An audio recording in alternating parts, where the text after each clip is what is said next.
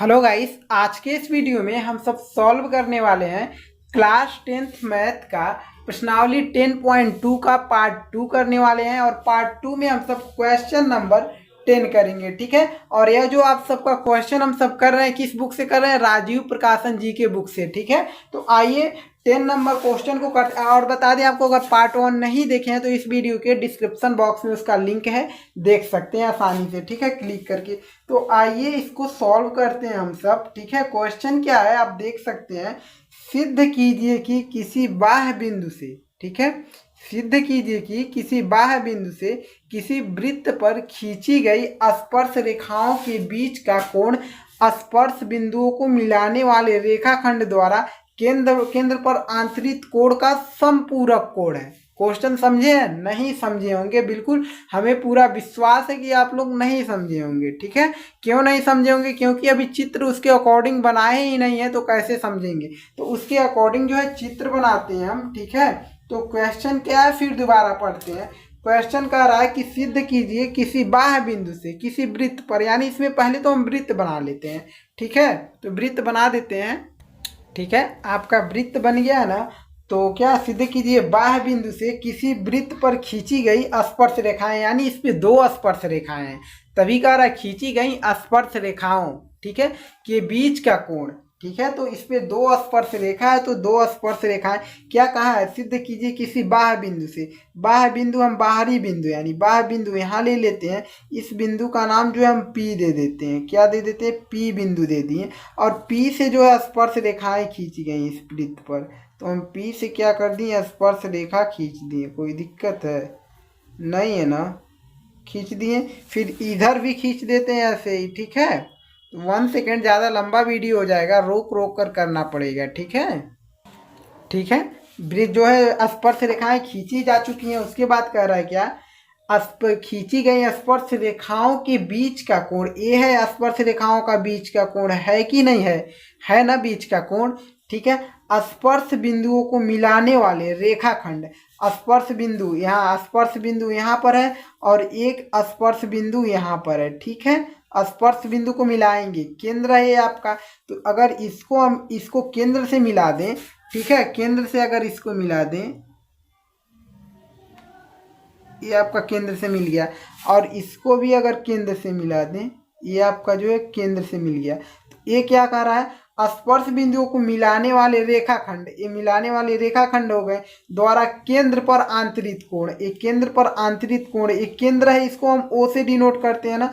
एक केंद्र पर आंतरिक कोण, ठीक है, केंद्र से केंद्र पर आंतरिक कोण, ठीक है, समझे, का संपूरक कोण होता है। यानी P, कोण P और कोण O, या आमने सामने की जो है संपूरक कोण कर रहा है। यानी इन दोनों कोणों का संपूरक का मतलब इन दोनों कोणों का योग क्या है, 180 अंश होता है। 180 अंश है, सिद्ध करना हमको, ठीक है। यही सिद्ध करना है कि कोण P प्लस कोण O या कोण O प्लस कोण P 180 अंश है, यही सिद्ध करना है। तो आइए हम सब सिद्ध करते हैं, ठीक है। तो क्या लिखेंगे, पहले लिखेंगे हल, ठीक है। उसके बाद सिद्ध करना है, ठीक है। सिद्ध करना है, क्या सिद्ध करना है, कोण O प्लस कोण AP, कोण P इक्वल टू 180 अंश, ठीक है, यानी संपूरक कोण,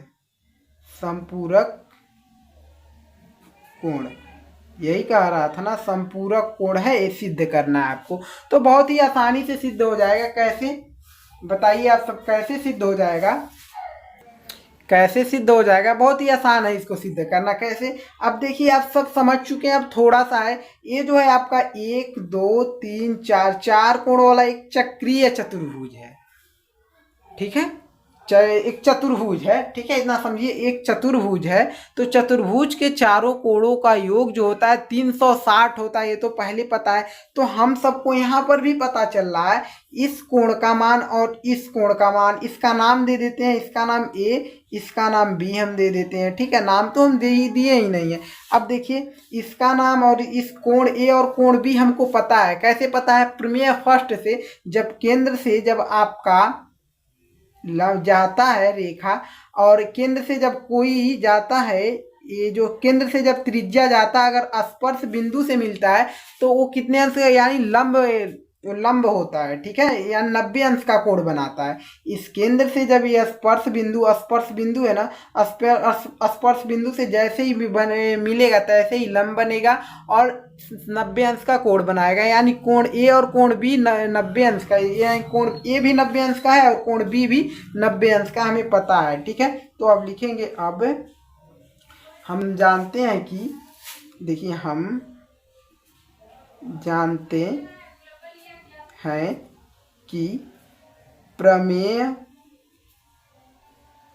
10.1 से, ठीक है, हम जानते हैं कि प्रमेय 10.1 से ये जो आपका कोण ए यानी जो आपका ये है क्या है आपका ये ओ ए है जो है एपी कहिए या पी ए कहिए, पी ए पर लंब है। तो हम यहाँ पर लिखिए ओ ए, ठीक है, ओ ए लंब है किस पर, एपी कहिए या पी ए कहिए, एपी कहेंगे, ठीक है। एवं और जो है आपका ये जो ओ बी है, ओ बी जो है लंब है किस पर, पीबी पर लंब है, कोई दिक्कत नहीं है। तो इसके अनुसार जो अब लंब है तो क्या हो जाएगा आपका ए वाला कोण, यानी कोण ए जो हो जाएगा, कोण ए इक्वल टू क्या हो जाएगा 90 अंश, ठीक है। उसके बाद कोण बी हो जाएगा क्या, कामा कोण बी जो हो जाएगा वो क्या हो जाएगा, ओ भी 90 अंश, क्योंकि लंब है ना तो लंब तो 90 अंश का ही होता है। अब आते हैं हम सब चतुर्भुज पर, अब आज चलते हैं किस पे, चतुर्भुज कैसे लिखा जाएगा पता है, चतुर्भुज, सही है, चतुर्भुज ए बी पी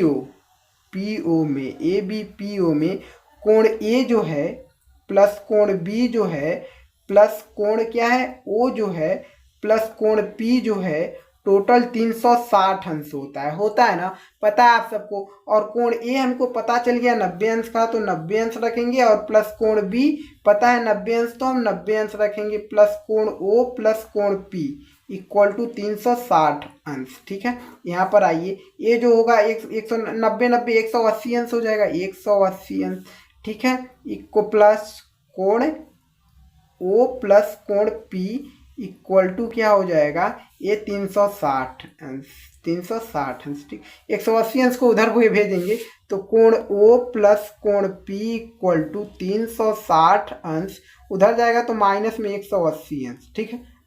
तो कोण ओ प्लस कोण पी इक्वल टू 360 में से 180 अंश घटेगा तो 180 अंश मिल जाएगा। अब देख लीजिए, क्या आप सबको यही प्रूव्ड करना था, क्या समझ सकते हैं, कोण ओ प्लस कोण पी यही प्रूव्ड करना था, संपूरक कोण है, कोण ओ प्लस कोण पी इक्वल टू 180 अंश संपूरक कोण है, हमको यही प्रूव्ड करना था। ये प्रूव्ड हो गया बहुत ही आसानी से, ठीक है। ये जो है हमारा प्रूव्ड हो गया ना, तो इति सिद्धम भी लिख सकते हैं, आपकी जो है ऊपर है, ठीक है, कुछ भी लिख सकते हैं, प्रूव्ड हो गया बहुत ही आसानी से, कुछ नहीं इसमें दिक्कत था, सिर्फ और सिर्फ थोड़ा सा समझना था, ठीक है। अब आते हैं हम सब क्वेश्चन नंबर किस पर, दिखाई दे रहा है कि नहीं दे रहा है, दिखाई दे रहा है आप सबको। अब हम सब करेंगे प्रश्नावली 10.2 के क्वेश्चन नंबर 11 को। देखिए हम क्वेश्चन इसलिए नहीं बुक से दिखा रहे हैं, देखिए जो आपका क्वेश्चन इसलिए लिखते हैं, सॉल्व करते समय भी अच्छा लगता है, क्वेश्चन लिखा रहता है, और जो रहता है पीडीएफ में आपको क्वेश्चन के साथ मिल जाता है सभी का सल्यूशन, कितना बेहतर रहता है, आप सबको पता है ना। किसको पीडीएफ नहीं मिल रहा है, जो आपका यानी इसका फोटो जो है, ठीक है, क्वेश्चन के सहित उसके सॉल्यूशन के साथ उसका फोटो किसको नहीं मिल रहा है, यानी आप सब किस पर क्या करेंगे, 90 26 20 66 20 पर व्हाट्सअप करिए कि सर हमको व्हाट्सअप चैनल का लिंक भेज दीजिए, हम फॉलो करेंगे, ठीक, बस इतना कहिएगा, सर हमको व्हाट्सएप चैनल का लिंक भेज दीजिए, इससे ज़्यादा कुछ नहीं आपको व्हाट्सएप करना है। आपको व्हाट्सएप चैनल का लिंक भेज दिया जाएगा, आप फॉलो कर लीजिएगा, उसके बाद जो भी मर्जी करेगा आप व्हाट्सएप करिएगा। बहुत ज़्यादा व्हाट्सएप आता है, बच्चे करते हैं, इसीलिए किसी का रिप्लाई मिल पाता है, किसी का रिप्लाई नहीं मिल पाता है, दिक्कत ये है, ठीक है, बहुत सारे बच्चे करते हैं, ऐसा बात नहीं है, बट जिनका भी ये रहता है कि सर हमको व्हाट्सएप चैनल का लिंक चाहिए, उन पे तुरंत दे दिया जाता है। अगर एक मैसेज करेंगे, ये नहीं 10 मैसेज कर देंगे, भाई समझ ही नहीं आएगा क्या आप मैसेज किए। एक मैसेज किए रहेंगे, तुरंत आपको प्रोवाइड हो जाएगा। ठीक है, अब आते हैं अगले क्वेश्चन पे। क्वेश्चन नंबर जो है 11वां, तो 11वें नंबर क्वेश्चन को सॉल्व करते हैं हम सब। ठीक है,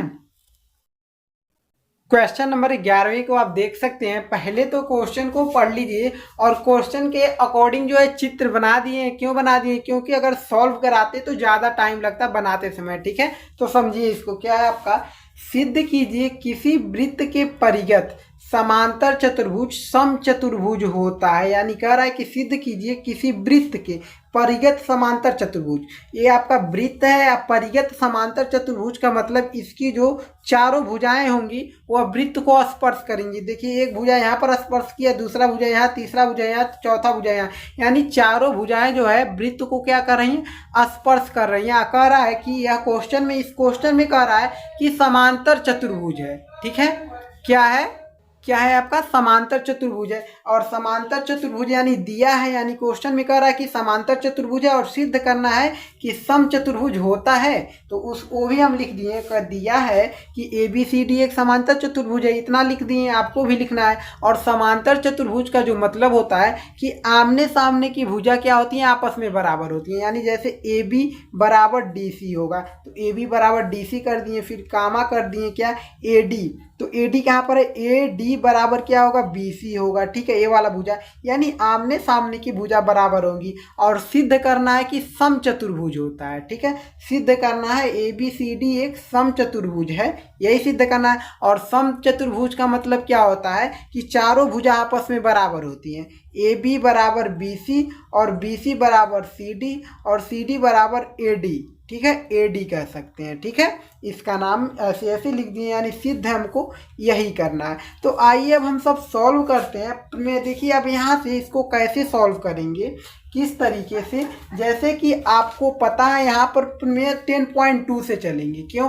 क्योंकि यह जो A हमारा है, यहाँ पर B है, यहाँ पर C है, यहाँ पर D, ये सभी वृत्त की जो है बाहरी बिंदु है। और इस बिंदु से जो दो स्पर्श रेखाएं हैं, इस बिंदु से दो स्पर्श रेखाएं, इस बिंदु से भी दो स्पर्श रेखाएं हैं। और हम सब 10.2 में पढ़े हुए हैं, किसमें, प्रमेय जो है आपका, प्रमेय 10.2 में पढ़े हुए हैं। अगर ये वृत्त है तो अगर ये बाहरी बिंदु है, ठीक है, वृत्त पर बाहरी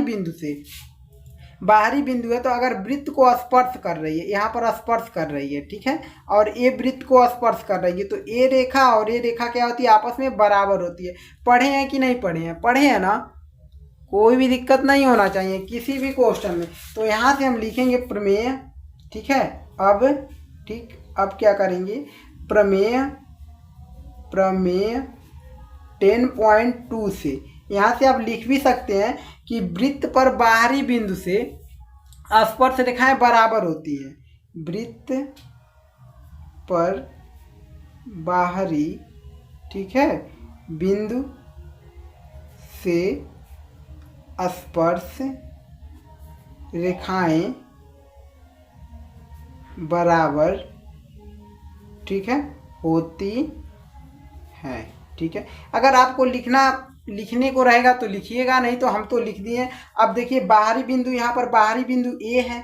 ठीक है, यहाँ से A से देखिए एक स्पर्श रेखा यहाँ पर गया वृत्त पर और दूसरा स्पर्श रेखा यहाँ पर गया, देख सकते हैं। तो AM बराबर हम AP लिखेंगे कि नहीं लिखेंगे, क्योंकि दोनों स्पर्श रेखा बराबर होगी। तो यहाँ से हम लिखते हैं AM, जो आपका ऐसे है, ऐसे इस तरीके से, यानी सोया हुआ है, और ये सीधा खड़ा है, यानी सोया है उसको पहले लिख लेते हैं। ठीक है, AM बराबर, ठीक है, AP लिखेंगे, AP ही लिखेंगे ना, AM बराबर AP लिख रहे हैं ना, AP। इसको हम समीकरण फर्स्ट ले लेते हैं। ठीक, कोई दिक्कत नहीं है ना। उसके बाद इसको देखिए, अब ये सोया हुआ है तो MB को हम पहले लिखते हैं। BM कर लिखिए या MB लिखिए, BM हम लिख देते हैं, BM बराबर, ठीक है।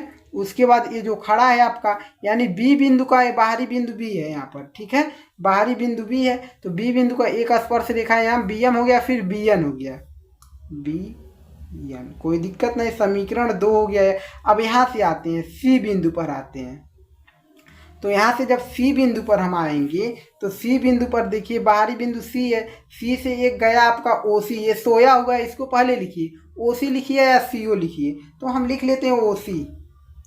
ओ सी इक्वल टू ये आपका सीधा कड़ा, अब इसको लिखेंगे सी एन, सी एन। ये हो गया हमारा समीकरण तीसरा। अब समीकरण चौथा देखिए कहाँ से, ये बाहरी बिंदु डी है, डी से ये समझ लीजिए सोया हुआ है, इसको हम पहले लिखेंगे डी ओ। लिखने का तरीका भी होता है सही, ठीक है। डी ओ, डी ओ बराबर क्या हो जाएगा, डी ओ बराबर ये क्या हो जाएगा, डी पी हो जाएगा, ए भुजा, ठीक है, डी पी वाला। ये बाहरी बिंदु यहाँ से एक भुजा इधर है और एक भुजा, ये दोनों भुजा बराबर होगा, यानी डी पी होगा, ठीक है। तो डी पी, समझे कि नहीं। समीकरण क्या है 4। अब क्या करेंगे, अब इन सभी को हम जोड़ेंगे, क्या करेंगे, जोड़ने पर, ठीक है। यहाँ से लिख दीजिए जोड़ने पर। जोड़ेंगे जब हम, तो जोड़ेंगे तो क्या मिलेगा, ए एम प्लस में बी एम, ठीक है, और ओ सी प्लस में डी ओ, प्लस ओ सी हो जाएगा, प्लस ओ सी हो गया, ठीक है, प्लस क्या हो जाएगा, ये डी ओ हो जाएगा, ए जुट गया, इक्वल टू अब इसको जोड़ेंगे तो ए पी, ठीक है, प्लस में बी एन, ठीक, प्लस में सी एन, ठीक, प्लस में डी पी। दिक्कत है कोई नहीं है ना, सभी को हमने जोड़ लिया। अब यहाँ से हम सब सॉल्व करेंगे। अब यहाँ से क्या सॉल्व करेंगे, देखिए ए एम बराबर B M, A M plus B M, तो ए एम और बी एम को हम सीधा लिख सकते हैं, ए बी लिख सकते हैं कि नहीं लिख सकते हैं, लिख सकते हैं ना, तो हम लिख लिए ए बी, ठीक, plus O C plus D O, ये ओ सी है फिर डी ओ है, इसको हम डायरेक्ट डी सी लिख सकते हैं कि नहीं, ये आपका ओ से लेकर सी तक है, फिर डी से ओ तक, इसको डायरेक्ट हम लिख सकते हैं डी सी, लिख सकते हैं ना, प्लस डी सी हमने लिख दिया, कोई दिक्कत नहीं है ना, बराबर। अब यहाँ पर देखिए ए पी प्लस में बी एन, ए पी कहाँ है जी आपका, ए पी प्लस में बी एन तो आपका इधर हो जा रहा है, हमको मिलना चाहिए डी पी, तो यहाँ पर कहीं डी पी है इसमें, हाँ, ए पी प्लस में डी पी, इसको और इसको एक साथ जब जोड़ेंगे ए पी और प्लस में डी पी, तो आपको क्या मिल जाएगा, ए पी प्लस में डी पी को हम लिख सकते हैं ए डी, लिख सकते हैं कि नहीं, ए डी डायरेक्ट, ठीक है। अब देखिए हम इसको और इसको एक साथ जोड़े हैं और इसको एक साथ जोड़ेंगे, B N plus C N, तो देखिए B N plus C N को हम लिख सकते हैं सी बी, बी सी लिख सकते हैं, सी बी मत लिखिए, बी सी लिखिए, बी सी।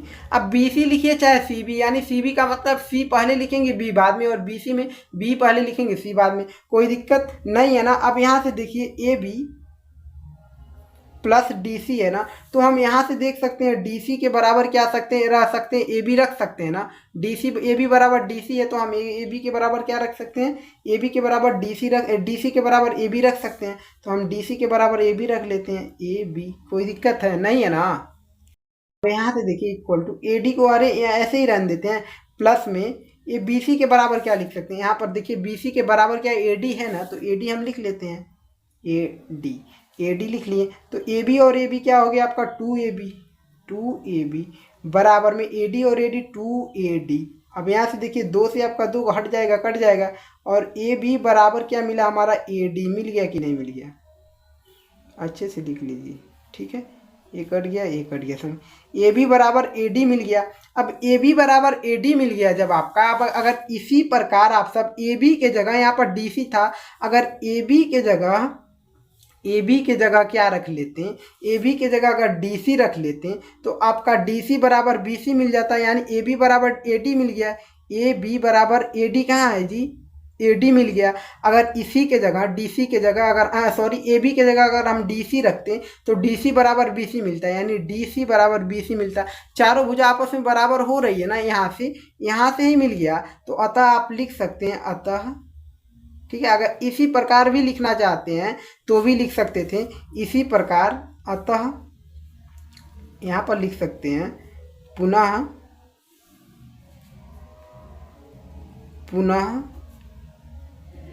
इसी प्रकार, ठीक है, पुनः इसी प्रकार आपका क्या मिल जाएगा, अगर मान जब रखेंगे यहाँ पर, तो आपका यहाँ पर डी सी, ठीक है, यहाँ पर रखते हैं तो आपका क्या मिलता है, डी सी मिलता, डी सी बराबर क्या मिलता है, डी सी बराबर क्या मिलता है आपका, बी सी मिलता, BC मिलता। समझिएगा, ये आपको समझाने के लिए बताएं। DC बराबर BC मिलता, अतः आप लिख सकते हैं अतः AB बराबर में AB बराबर BC, ठीक है। BC बराबर ये क्या CD, ठीक है। CD, ये DC जो लिखे इसी को CD इक्वल टू जो हमारा मिल गया AD, यानी सभी भुजा जो आपस में बराबर मिल गया। और यही हमको प्रूव्ड करना था, ये प्रूव्ड हो गया बहुत ही आसानी से, ठीक है। अब आते हैं हम सब, अगर नहीं समझ में आया है दोबारा वीडियो को देख लीजिए, बिल्कुल समझ में आ जाएगा, कोई दिक्कत नहीं होगा। बहुत बेहतर से हम आप सब के लिए खुद समझाते हैं कि ताकि एक बार में वीडियो देखने में क्लियर हो जाए। भले ही एक वीडियो में अगर 5 मिनट से 8 मिनट लगता है, 3 मिनट ज़्यादा लगता है सबसे, तो भी कोई दिक्कत नहीं है, बट बच्चों को समझ में आना चाहिए जो भी क्वेश्चन पढ़े, ठीक है। तो अगले क्वेश्चन पे आते हैं। क्वेश्चन नंबर जो है आपका 11वां था, 12वें नंबर क्वेश्चन पर आते हैं, ठीक है।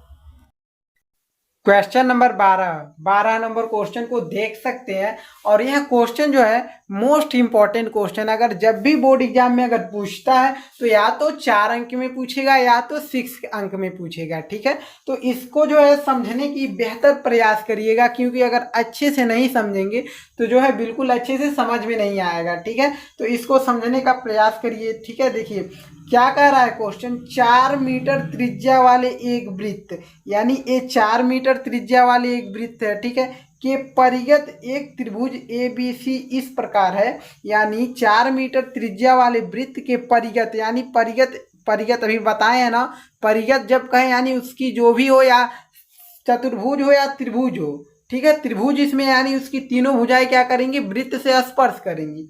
ABC इस प्रकार खींचा गया है कि रेखाखंड BD और CD, रेखाखंड BD और DC जिसमें स्पर्श बिंदु D द्वारा BC विभाजित है, ठीक है। स्पर्श बिंदु क्या है, D द्वारा BC विभाजित है, कि लंबाई क्रमशः 8 सेंटीमीटर फिर 6 सेंटीमीटर है। देखिए आकृति, जो क्वेश्चन है आपका, क्वेश्चन में ये जो आकृति दिया हुआ है, हम आकृति अपने से क्वेश्चन पढ़ के नहीं बनाए हैं, क्वेश्चन में था आकृति आपका, ठीक है। भुजा AB और AC ज्ञात कीजिए। हमको भुजा AB यानी A से लेकर B तक A भुजा, और भुजा A से लेकर C तक हमको यही ज्ञात करना है। तो क्या आप सब क्वेश्चन को समझे हैं? नहीं समझे हैं तो कोई दिक्कत नहीं है, जो हमको ज्ञात करना है उसको तो हम पहले लिख देते हैं, ठीक है। हल, ठीक, ज्ञात करना है, ज्ञात करना है। क्या ज्ञात करना है, AB भुजा AB और AC, AB equal to question mark, ठीक है। और क्या, AC equal to question mark. समझ गए कि नहीं, यह दोनों हमको क्या करना है, ज्ञात करना है। अब देखिए इसमें हम क्या करेंगे, ये आपका चित्र दिया है और कह रहा है कि BD, यानी देखिए जिनमें स्पर्श बिंदु D, यहाँ पर स्पर्श बिंदु ये क्या है हमारा D जो है, ये BC को विभाजित कर रहा है, B यानी B से लेकर C तक को विभाजित कर रहा है।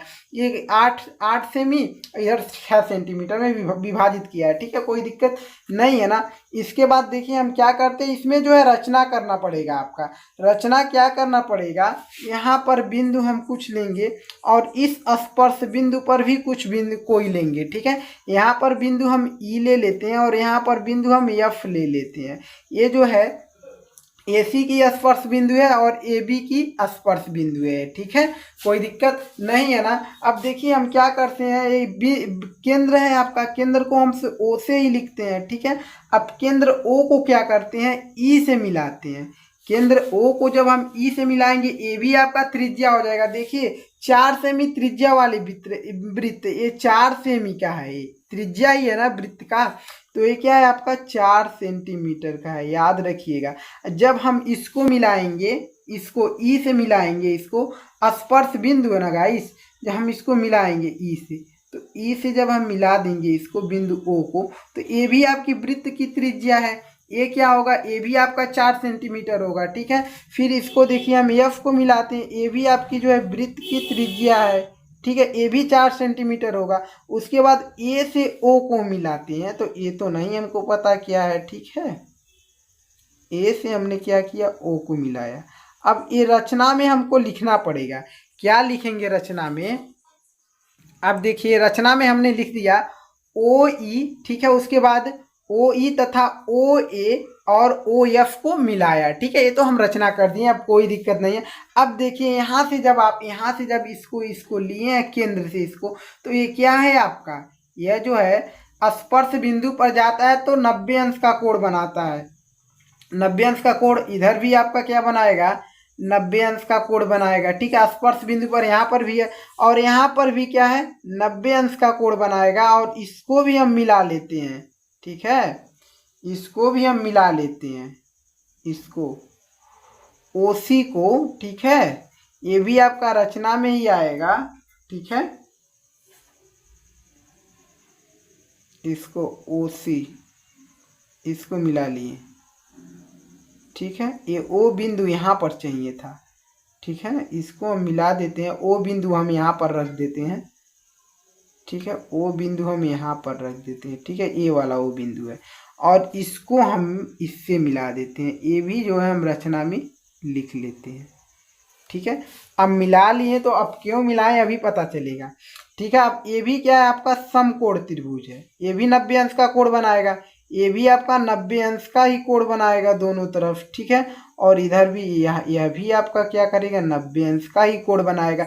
यानी जो है आपका क्या है, जो है आपका अगर स्पर्श बिंदु पर केंद्र से स्पर्श बिंदु पर जब मिलता है तो हम प्रमेय है किससे जानते हैं, प्रमेय 10.1 से जानते हैं कि समकोण बनाता है, ठीक है, 90 अंश का कोण बनाता है। तो अगर देखिए यह त्रिज्या है 4 सेंटीमीटर का, तो ये भी तो आपका केंद्र का ही लंबाई, ये भी 4 सेंटीमीटर है, ठीक है, ये भी आपका 4 सेंटीमीटर है, ठीक, कोई दिक्कत नहीं है ना। अब देखिए यहाँ पर लिख देंगे, अगर लिखना रहेगा ओसी को तथा ओ बी को मिलाया, ओ सी तथा, ठीक है, ओ बी को मिलाया, ये भी रचना में ही रहेगा, कोई दिक्कत नहीं है ना, ये भी हम मिला लिए। अब देखिए अब हम सब क्या करेंगे, क्वेश्चन समझिए, ज़्यादातर समझिए, ठीक है, ज़्यादा हार्ड क्वेश्चन नहीं है।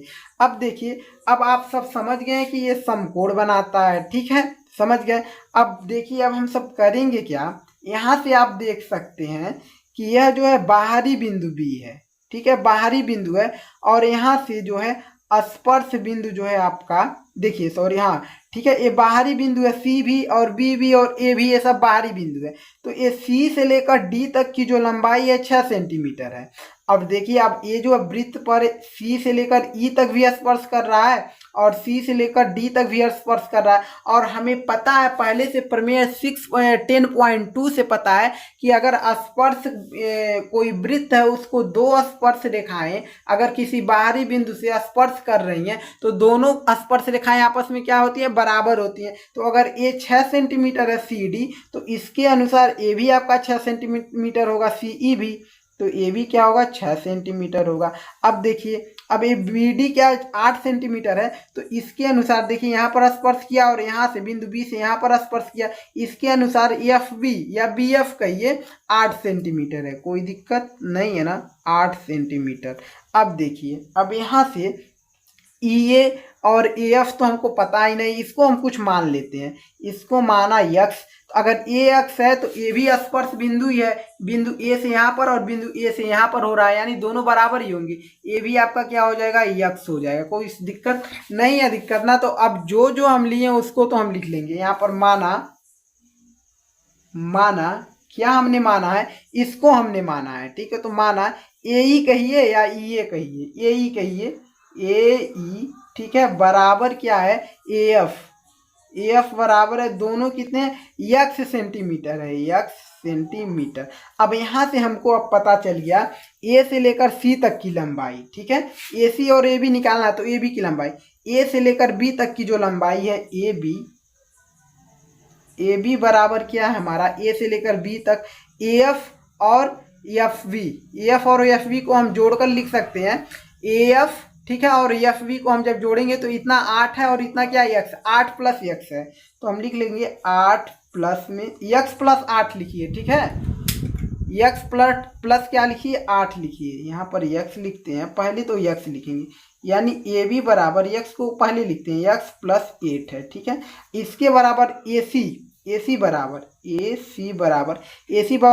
देखिए, A से E तक x है, फिर E से लेकर C तक 6 है, 6 सेंटीमीटर है। तो इन दोनों को हम जोड़ देंगे, AC का निकल जाएगा, यानी x + 6 लिख लेंगे, x + 6 मिल गया। ठीक, कोई दिक्कत नहीं है ना। उसके बाद देखिए BC क्या है आपका, BC इक्वल टू क्या है, यहाँ तक 8 यहाँ तक 6, यानी B से D तक 8 है और D से C तक क्या 6 है, 8 6 14, यानी टोटल क्या मिला 14 सेंटीमीटर। ठीक है, इतना हमको मिल गया है। अब कोई दिक्कत नहीं है। अब हम चलेंगे किसमें, अब चलेंगे इस वाले ABC त्रिभुज में। देखिए समको क्या है, इस त्रिभुज में देखिए 2-3 त्रिभुज और हैं। क्या, कौन कौन से त्रिभुज है, AOC एक त्रिभुज, फिर AOB एक त्रिभुज और AOB एक COB एक त्रिभुज, 3 त्रिभुज है। इन तीनों त्रिभुजों का क्षेत्रफल निकालेंगे। ठीक है, फिर के उसके बाद बड़े वाले त्रिभुज का हम क्षेत्रफल निकाल लेंगे। ठीक है, पहले तो इन तीनों का क्षेत्रफल निकालेंगे, तभी हमारा बड़े वाले त्रिभुज का क्षेत्रफल कैसे निकलेगा, बड़े वाले त्रिभुज का क्षेत्रफल तभी निकल पाएगा जब इन छोटे वाले अंदर के त्रिभुज का क्षेत्रफल निकलेगा। उन सभी को जोड़ देंगे तो क्या हो जाएगा, बड़े वाले त्रिभुज का क्षेत्रफल निकल जाएगा बहुत ही आसानी से। ठीक है, उसके क्षेत्रफल निकालने के बाद क्या करना है वो भी हम बताएंगे। ठीक है, तो अब क्या करते हैं, अब हम क्षेत्रफल निकालते हैं। ठीक है, तो पहले किसका क्षेत्रफल निकालें हम सब, ए बिंदु O है, केंद्र है, OC का क्षेत्रफल निकालते हैं। ठीक है, तो अब यहाँ पर लिखिएगा, अब AOC का क्षेत्रफल, और जो त्रिभुज के क्षेत्रफल का फॉर्मूला क्या होता है पहले से पता है, क्या होता है, 1/2 गुणे आधार गुणे ऊंचाई, यही फॉर्मूला होता है ना। ठीक है, ऊंचाई यही होता है ना। तो अब इस पे हम मान रखेंगे तो ACO का क्षेत्रफल निकल जाएगा, AOC का, सॉरी, 1/2 गुणे आधार क्या है, AOC में आधार क्या है, तो आधार देखेंगे अगर आपका लंब पड़ा है तो लंब के, यानी A जो है लंब AC जो हो जाएगा आधार हो जाएगा। जिस पर लंब पड़ता है वही क्या होता है आधार। तो हमारा लंब किस पर पड़ा है, AC पर लंब पड़ा है ना इस वाले त्रिभुज में, तो AC जो हो जाएगा हमारा आधार हो जाएगा। ठीक है, AC क्या हो जाएगा, आधार। और AC का मान हमको पहले से ही पता है, निकाले AC का मान क्या है, x + 8 है। तो हम डायरेक्ट x + 8 रख देते हैं ना, x + 8 x + 6 है कि x + 8 है, x + 6 है, सॉरी गाइस, AC का मान निकाला है, AB का मान नहीं, x + 6। ठीक है, x + 6 हमने रखा, कोई दिक्कत नहीं, गड़बड़ होने वाला था। अब ऊंचाई क्या है, इस वाले AOC के त्रिभुज में ऊंचाई जो आपका ये लंब पड़ा है इस पर केंद्र से स्पर्श बिंदु पर, यही ऊंचाई हो जाएगा, कितना है, 4 सेंटीमीटर है, क्योंकि ये भी त्रिज्या है, ये भी त्रिज्या था, तो त्रिज्या ये भी है तो 4 ही सेंटीमीटर का होगा, यानी 4 रखेंगे। ठीक है, कोई दिक्कत नहीं है, 4 रख दिया। अब यहाँ से देखिए 2 1 कम 2, 2 दूना 4, कोई दिक्कत नहीं, इक्वल टू इधर बचा 1। ठीक है, 1 बचा तो 1 को लिखिए, 1 को मत लिखिए, कोई भी दिक्कत नहीं, 1 को इसमें गुणा करेंगे वही मिलेगा, फिर इसका गुणा इधर करेंगे तो 2x। ठीक है, प्लस उसके बाद 6 का जब 2 में गुणा करेंगे, 2 छक्के 12 हो जाएगा, 12। इसको हम ले लिए समीकरण फर्स्ट। ठीक है, अब इसके बाद दूसरे वाले त्रिभुज में चलते हैं, DCO में, कौन किस में चलते हैं, DCO में नहीं, सॉरी, OCB में चलते हैं। O ए बिंदु O है, C है, B में है, इस वाले त्रिभुज में हाईलाइट करें क्या हम, इस वाले त्रिभुज में अब चलते हैं, इस वाले, समझ जाइए, ज़्यादा हाईलाइट करेंगे तो चित्र जो है बेकार, बिल्कुल बेकार हो जाएगा। ठीक है, PDF में दिक्कत होगा। तो OCB में चलते, त्रिभुज OCB में। ठीक है, अब यहाँ से त्रिभुज OCB में कोई दिक्कत का क्षेत्रफल यार, त्रिभुज OCB का क्षेत्रफल। ठीक है, इक्वल टू फॉर्मूला वही होगा, 1/2 गुणे आधार गुणे में क्या हो जाएगा, ऊंचाई, फॉर्मूला तो वही रहेगा, कोई दिक्कत नहीं है। तो फॉर्मूला पर मान रखते हैं, इक्वल टू 1/2 हो गया गुणे, इसमें आधार क्या है, इसमें आधार देख सकते हैं BC का ही या CB का ही है, तो हमको पता है BC का मान 14 है, तो 14 को हम रख देंगे आसानी से, 14 गुणे ऊंचाई क्या है, इसमें भी ऊंचाई हमारा 4 ही सेंटीमीटर है, इसमें भी ऊंचाई आपका 4 ही सेंटीमीटर होगा। कैसे देखिए, त्रिभुज ओ सी बी जब लेंगे तो ये आपका केंद्र से पड़ा लंब है। लंब जो होता है उसके क्या है, लंब ही आपकी ऊंचाई होती है। ठीक है, ऊंचाई क्या है, इसमें भी 4 ही सेंटीमीटर है, सबकी ऊंचाई 4 ही सेंटीमीटर होगा। तो देखिए, ठीक है, अब इसके बाद आपको क्या करना है, ठीक है, अब देख सकते हैं 2 से 2 एक कम 2, 2 दूना 4, 2 बार कट गया, बचा यहाँ पर 1। 1 का गुणा 14 में करेंगे 14 ही होगा, 14 का गुणा जब 2 में करेंगे तो 14 दूना 28 हो जाएगा। ठीक है, यह हमारा क्या हो जाएगा, इसको हम समीकरण 2 ले लेंगे। ठीक है, ये हमारा त्रिभुज ओ बी सी का क्षेत्रफल निकला। अब ऐसे ही इसका क्षेत्रफल निकालेंगे, किसका, त्रिभुज ओ बी ए का क्षेत्रफल। ठीक है, त्रिभुज ओ ए बी कहिए, ओ ए बी भी कह सकते हैं, तो हम क्या कहेंगे, त्रिभुज ओ ए बी, ठीक है, का क्षेत्रफल निकालेंगे तो फॉर्मूला वही होगा 1/2 गुणे आपका आधार, ठीक है, गुणे ऊंचाई होगा फॉर्मूला। ठीक, कोई दिक्कत नहीं, तो 1/2 रहेगा ही, गुणे आधार। इसमें क्या है, आधार हमारा ए बी है और ए बी का मान हमें पता है x+8 है। ठीक है, x+8 हो जाएगा, गुणे ऊंचाई भी, इसमें भी 4 ही सेंटीमीटर होगा। देखिए ऊंचाई आपका यही होगा। ठीक है, ऊंचाई भी 4 ही सेंटीमीटर होगा। ठीक है, 2 एक कम 2, 2 दूना 4 कट गया। अब देखिए एक का गुणा x+8 में होगा तो वही रह जाएगा, और x+8 का गुणा 2 में होगा तो क्या होगा, 2 x का 2 में होगा 2x हो गया, प्लस 8 का 2 में होगा 8 दूना 16। ये हमारा समीकरण मिला, क्या, 3। क्या मिला, समीकरण 3 मिला। ठीक है, अब हम सब क्या करते हैं, समीकरण फर्स्ट सेकेंड थर्ड जब मिल गया, 3 समीकरण मिल गए, अब इसके बाद ये हमारे तीनों त्रिभुजों के क्षेत्रफल निकल गए। ठीक है, क्या निकल गए, तीनों त्रिभुजों के क्षेत्रफल। त्रिभुज ओ ए, क्या क्या नाम दिए, ओ ए ओ सी का क्षेत्रफल, फिर त्रिभुज ओ सी बी का क्षेत्रफल हमने निकाला, फिर त्रिभुज ओ सी ए का क्षेत्रफल। अब इन तीनों त्रिभुजों का क्षेत्रफल जब निकल गया तो बहुत ही आसानी से हम इन तीनों क्षेत्रफलों को जोड़कर त्रिभुज ए बी सी का क्षेत्रफल निकालेंगे। ठीक है, तो त्रिभुज किसका निकालेंगे, त्रिभुज ए बी सी का क्षेत्रफल। त्रिभुज यहाँ से त्रिभुज ए बी सी का क्षेत्रफल, त्रिभुज ए बी सी का क्षेत्रफल निकालने के लिए क्या करना पड़ेगा, तीनों क्षेत्रफलों को जोड़ना पड़ेगा। ठीक है, तो तीनों क्षेत्रफल आपका क्या क्या निकले हैं, तो पहला क्षेत्रफल निकला है 2x+12। ठीक है, 2x+12। ठीक है, प्लस क्या होगा आपका, ठीक है, उसके बाद क्या होगा, ये निकला है आपका दूसरा, तो ये दूसरे ओ सी बी का क्षेत्रफल 28, तो +28 हमने लिख लिया, कोई दिक्कत नहीं है ना। इसके बाद देखिए प्लस क्या हो जाएगा, प्लस ये आपका 2x+16 हो जाएगा। ठीक है, तीनों के क्षेत्रफल जोड़ लिए हमने, 2x+16। अब इस तीनों क्षेत्रफलों को जोड़ लेंगे जब, जो भी निकला है आपका, क्या निकल जाएगा, त्रिभुज ए बी सी का क्षेत्रफल निकल जाएगा। ठीक है, अब देखिए, अब इस सबको निकाल लीजिए, इक्वल टू 2x, फिर 2x को जब हम जोड़ेंगे तो हमारा क्या मिल जाएगा, 4x मिल जाएगा। ठीक है, क्या मिल जाएगा, 4x मिल जाएगा, कोई दिक्कत नहीं है ना। अब देखिए 12 और 28 को जब जोड़ेंगे तो 2 यहाँ देंगे, 30 40 हो जाएगा, और 40 16 को जोड़ेंगे तो हमारा 56 हो जाएगा, प्लस हम 56 लिख लेते हैं। ठीक है, इक्वल टू यहाँ से हम 4 कॉमन ले लेते हैं, बचा आपका x, प्लस 4 से जब 56 को काटेंगे तो 14 बार में कट जाएगा, यानी 14 बचा।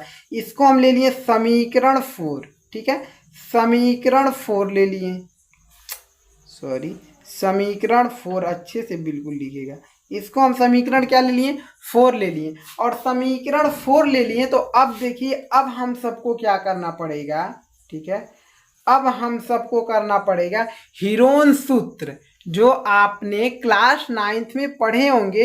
हीरोन सूत्र के बारे में उसका फॉर्मूला लगाकर फिर हम त्रिभुज का क्षेत्रफल निकालेंगे। जो क्षेत्रफल निकलेगा, तो जो आपका ये समीकरण 4 में यानी त्रिभुज एबीसी का क्षेत्रफल निकला, उस क्षेत्रफल को और इस क्षेत्रफल को बराबर दिखा देंगे। हमारा ए और सी का, ए बी और ए सी का मान मिल जाएगा बहुत आसानी से। तो हम क्या लगाते हैं, किसका सूत्र, हीरोन। ठीक है, हीरोन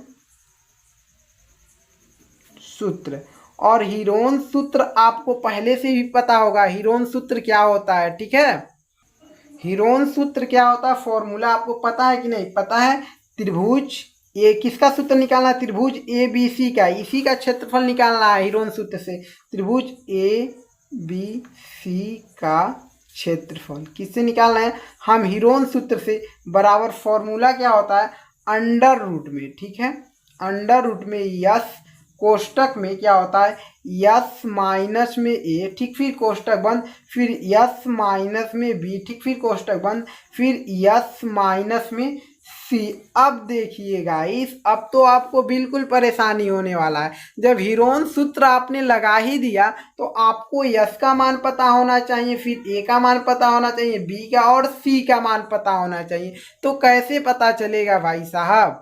ठीक है, तो यह जो है आपका ट्रिक नहीं है, सॉरी, आपको जो है चित्र से ही पता करना पड़ेगा जो है ए का मान क्या हो जाएगा। यहाँ पर लिखेंगे, इसीलिए ऊपर जगह हम छोड़े हैं यहाँ, ठीक है।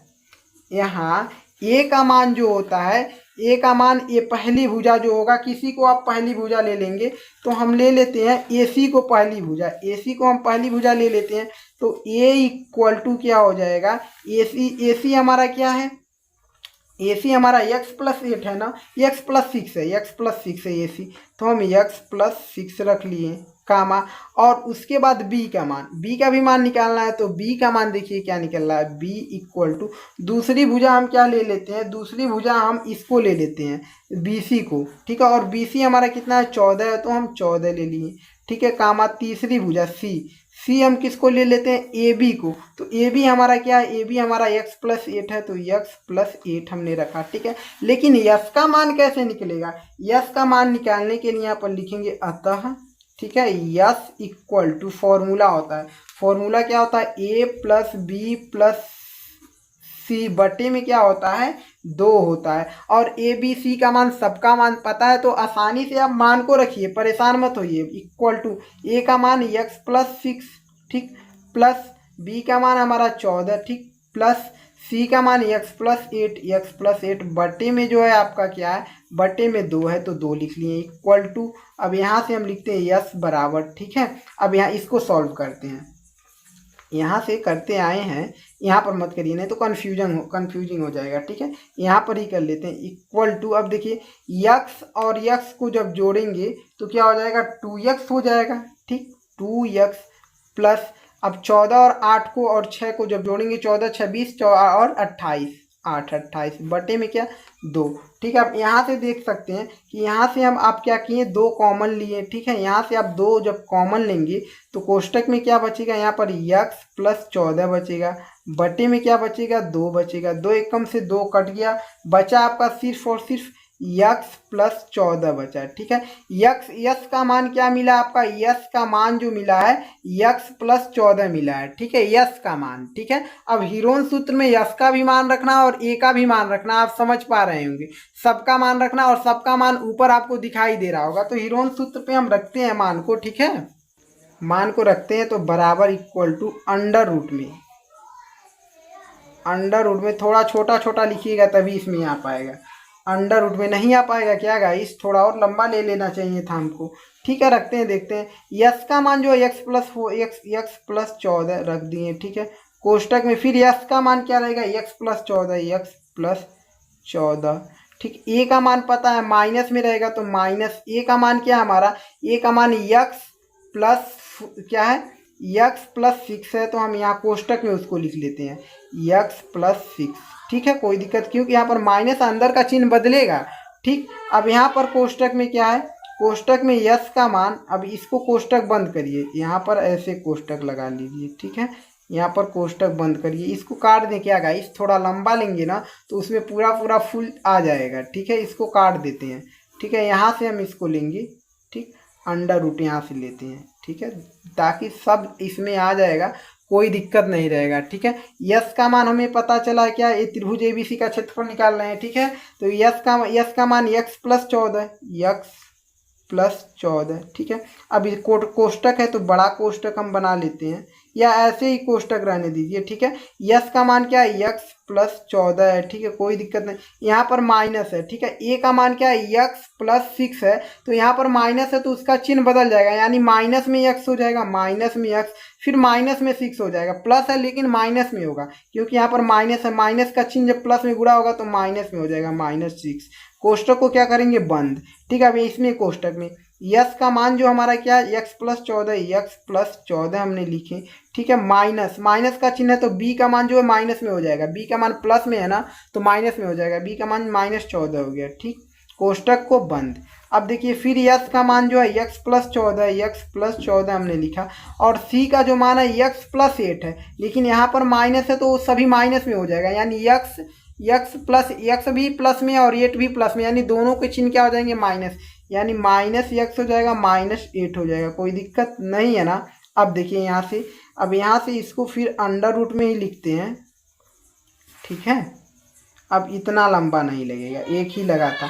अब देखिए क्या करेंगे, यक्स से यक्स कट गया, प्लस में माइनस में कोष्टक में, यहाँ पर 14 से जो है 14 कट जाएगा, क्योंकि प्लस में माइनस में 0 आ गया उसका। अब देखिए यहाँ पर जो है यक्स प्लस में और यक्स माइनस में, ठीक है। अब आसानी से सॉल्व होगा। देखिए यहाँ पर मिला आपका x+14, फिर कोष्टक में यहाँ पर क्या बचा आपका, कोष्टक में बचा 14 और -6। अब जब 14 में से -6 घटेगा, ठीक है, 14 में से जब 6 घटेगा तो बचेगा आपका क्या, 8 बचेगा ना, ठीक है।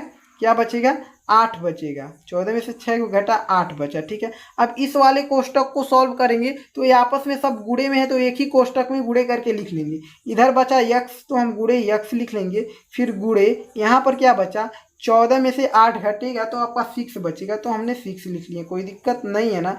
इक्वल टू अंडर रूट में हम फिर लिखते हैं x+14, ठीक है। उसके बाद देखिए 8 का गुणा x में होगा, फिर 8 जो मिलेगा 8x हो जाएगा, फिर देखिए 8x हो गया, फिर आपका कोष्टक में लिखेंगे 8x, और फिर 8x का गुणा 6 में होगा तो 8 छके 48x हो जाएगा, 48x, कोष्टक बंद। इसको हम ले लेंगे क्या, समीकरण 5, क्या ले लेंगे, समीकरण 5 ले लेंगे, ठीक है।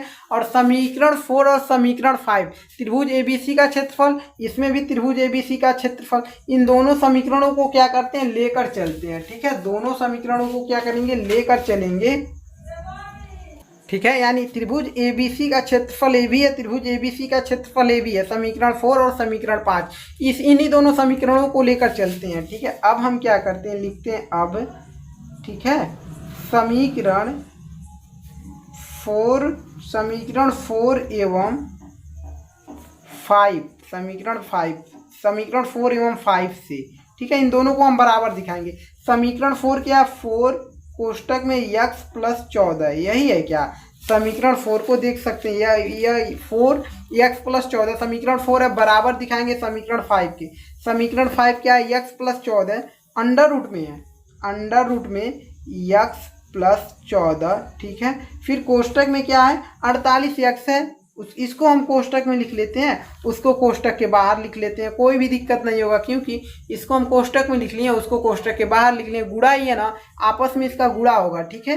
देखिए गुणा करने लायक रहेगा तभी तो करेंगे, इसको हम 48x लिख लिए, कोई दिक्कत नहीं है ना गाइस। अब देखिए आते हैं क्या, अब क्या करेंगे, इधर अंडर रूट है, इस अंडर रूट को हटाने के लिए क्या करना पड़ेगा, दोनों पक्षों का अगर हम वर्ग कर दें तो देखिए इसका अंडर रूट हट जाएगा, इसका वर्ग हो जाएगा, दोनों, ठीक है, दोनों पक्षों का वर्ग करने पर समझ में आ रहा है ना गाइस। वर्ग जब करेंगे तो इसका वर्ग करेंगे तो 4 चौके 16 हो जाएगा, ठीक है, 16।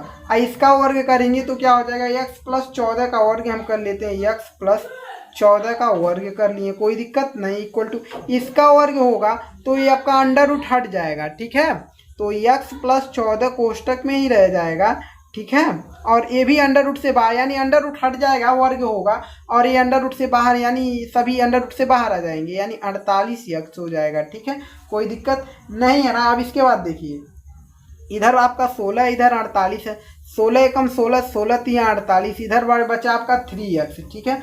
अब देखिए x+14 का स्क्वायर इक्वल टू, इधर है x+14 है, ठीक है, ठीक है, और इधर क्या आपका 3x है ना, तो हम 3x को लिखेंगे, ठीक, 3 बचा हुआ है, 3x हो गया, ठीक है। अब देखिए x+4 का स्क्वायर है, इधर x+14 का स्क्वायर है, होल स्क्वायर है, और इधर भी x+14 है, तो x+14 यानी इसमें 2 है, इसमें 1 है, तो x+14 से 1 कट गया, x+14 टोटल, इधर क्या बचा, x+14, ठीक है। इधर स्क्वायर था, इधर सिर्फ और x+14 था, यानी ये 2 था, ये 1 ही था, ठीक है, तो 1 कट गया, इससे 1 इसका बचा हुआ है ना, इक्वल टू, इसको कोष्टक में नहीं लिखना है आप, ठीक है, इसको कोष्टक में मत लिखिए। इक्वल टू आपका इधर बचा है आपका 3x।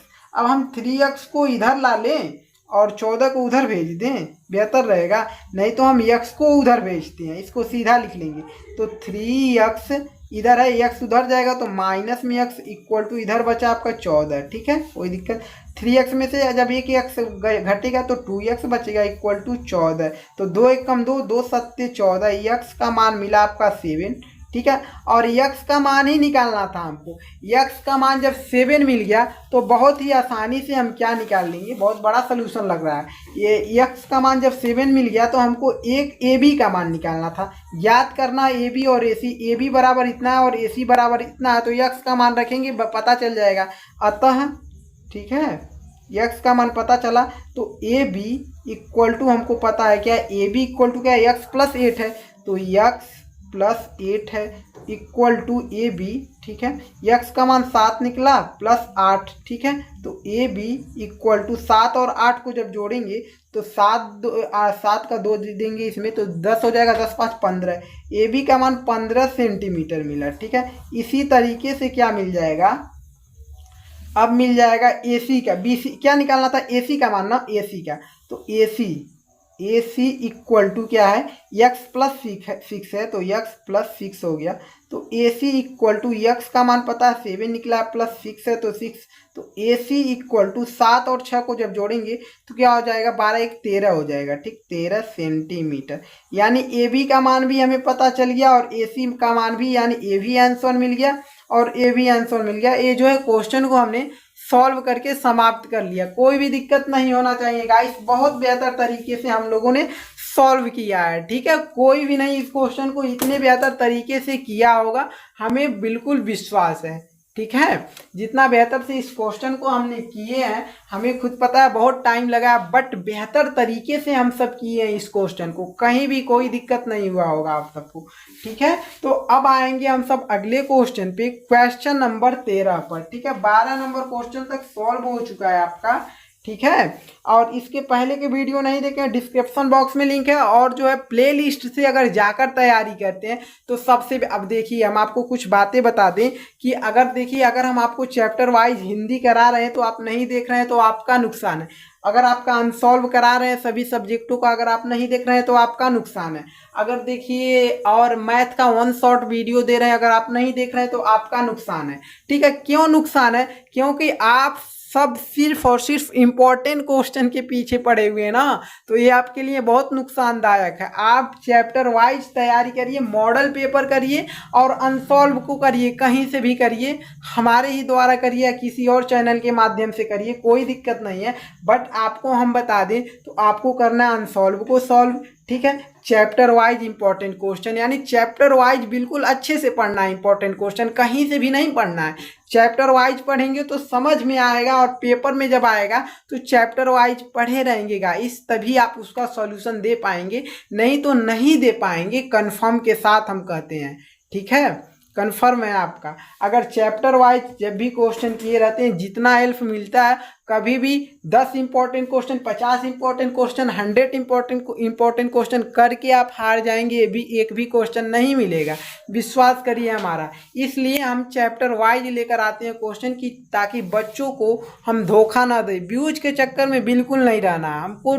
ठीक है, हम अभी जो है हम बच्चों का जो है सपोर्ट चाहते हैं, सिर्फ और सिर्फ आप सब सपोर्ट बनाए रखिए। देखिए तैयारी किस तरीके से होगी, चाहे 5000 चाहे 10,000 बच्चे कितने भी जुड़ेंगे, बट 2025 में अगर कोई टॉपर निकलेगा तो जरूर MM के स्टडी क्लासेज से एक बच्चा या 10 बच्चे या 100 बच्चे निकले, बट निकलेंगे जो बेहतर से तैयारी करेंगे, कंफर्म है। ठीक है, तो अब आते हैं हम सब क्वेश्चन नंबर किस पर, क्वेश्चन नंबर 12 हो गया, आप 13 नंबर क्वेश्चन पर आते हैं। ठीक है, बट में जो हम बताएं उस रास्ते पर आपको चलना बहुत जरूरी है। हिंदी का वैसे ही नहीं दे रहे हैं, जो दे रहे हैं हिंदी का उसमें से आ जाएगा, कंफर्म है, 100 में 100% आ जाएगा, उसमें कहीं नहीं जाएगा आपका। ठीक है, हम इधर उधर का क्वेश्चन ज़्यादा नहीं देते हैं, इधर का इंपॉर्टेंट क्वेश्चन उधर का इंपॉर्टेंट क्वेश्चन नहीं, आपको देना है सीरियल से, चैप्टर वाइज ही पढ़ाना है। ठीक है, आप अगर पढ़ते हैं तो बेहतर है, नहीं पढ़ते हैं तो कोई दिक्कत नहीं, बट हम बच्चों को चैप्टर वाइज ही इंपॉर्टेंट क्वेश्चन कराएंगे। ठीक है, आते हैं अगले क्वेश्चन पे, ज़्यादा बातें ना, थक चुके हैं बोलते बोलते हम। क्वेश्चन नंबर 13 को आप बुक से देख लीजिए, क्योंकि एक ही क्वेश्चन जो है दो तरीके से लिख कर बताया है, ठीक है। तो देखिए पहले देखिए 13 नंबर क्वेश्चन किस तरीके से दिया है। सिद्ध कीजिए कि वृत्त के परिगत बनी चतुर्भुज की आमने सामने की भुजाएं केंद्र पर संपूरक कोण आंतरित करती हैं, इस तरीके से। और दूसरा बार क्या कर रहा है, अथवा करके जो सिद्ध कीजिए कि वृत्त के परिगत बने चतुर्भुज की सम्मुख भुजाएं केंद्र पर संपूरक कोण आंतरित करती हैं, ठीक है। संपूरक कोण उसमें भी कह रहा है, यानी वही क्वेश्चन है दो तरीके से लिख दिया है, ठीक है। आप पढ़ के जो है और चित्र आपका बनाना है इसमें, ठीक है। तो हम जो है क्वेश्चन के अकॉर्डिंग चित्र भी तुरंत भी बना देते हैं, और जो है कुछ आपका बना भी हुआ है, ठीक है। तो क्या कह रहा है कि सिद्ध कीजिए वृत्त, तो हमने वृत्त बना लिया, ठीक है। बीच में तो आपका वृत्त है, के परिगत बनी के परिगत बनी चतुर्भुज।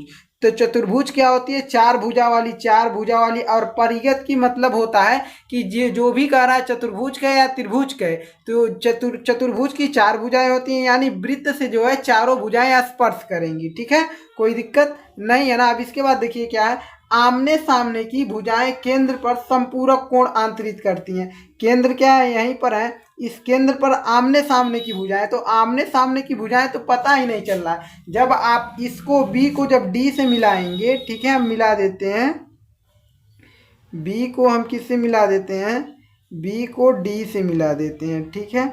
और क्या करते हैं, इसको ए को हम सी से मिला देते हैं, ठीक है। 1 सेकेंड, ए को हमने क्या किया, सी से मिला दिया। तो अब इसके बाद क्या करा, आमने सामने के भुजाएं केंद्र पर संपूरक कोण आंतरित करती हैं। संपूरक कोण का मतलब दोनों कोणों का योग 180 अंश होता है। आमने सामने की भुजा क्या है, आमने, देखिए ए है आमने सामने और ए है आमने सामने, ठीक है। और ए जो है इसके आमने सामने, तो हम दो भुजाओं के कह रहे हैं ना, वृत्त के परिगत चतुर्भुज के आमने सामने भुजाएं, भुजा ए बी और भुजा डी सी को हम लेते हैं। आमने सामने के भुजा जो है ए भुजा और ए भुजा संपूरक कोण आंतरित करती है, यही हमको सिद्ध करना है। यानी सिद्ध करना है कि कोण या ये बिंदु क्या होता है, केंद्र को हम ओ से ही लिखते हैं, ठीक, ओ से ही लिखते हैं ना। अब देखिए केंद्र को ओ से, यानी कह रहा है सिद्ध करने के लिए त्रिभुज कोण ए ओ बी और कोण डी ओ सी जो है 180 अंश का होता है, सिद्ध करना है यही। तो हम लिख देते हैं, ठीक है, सिद्ध करना है,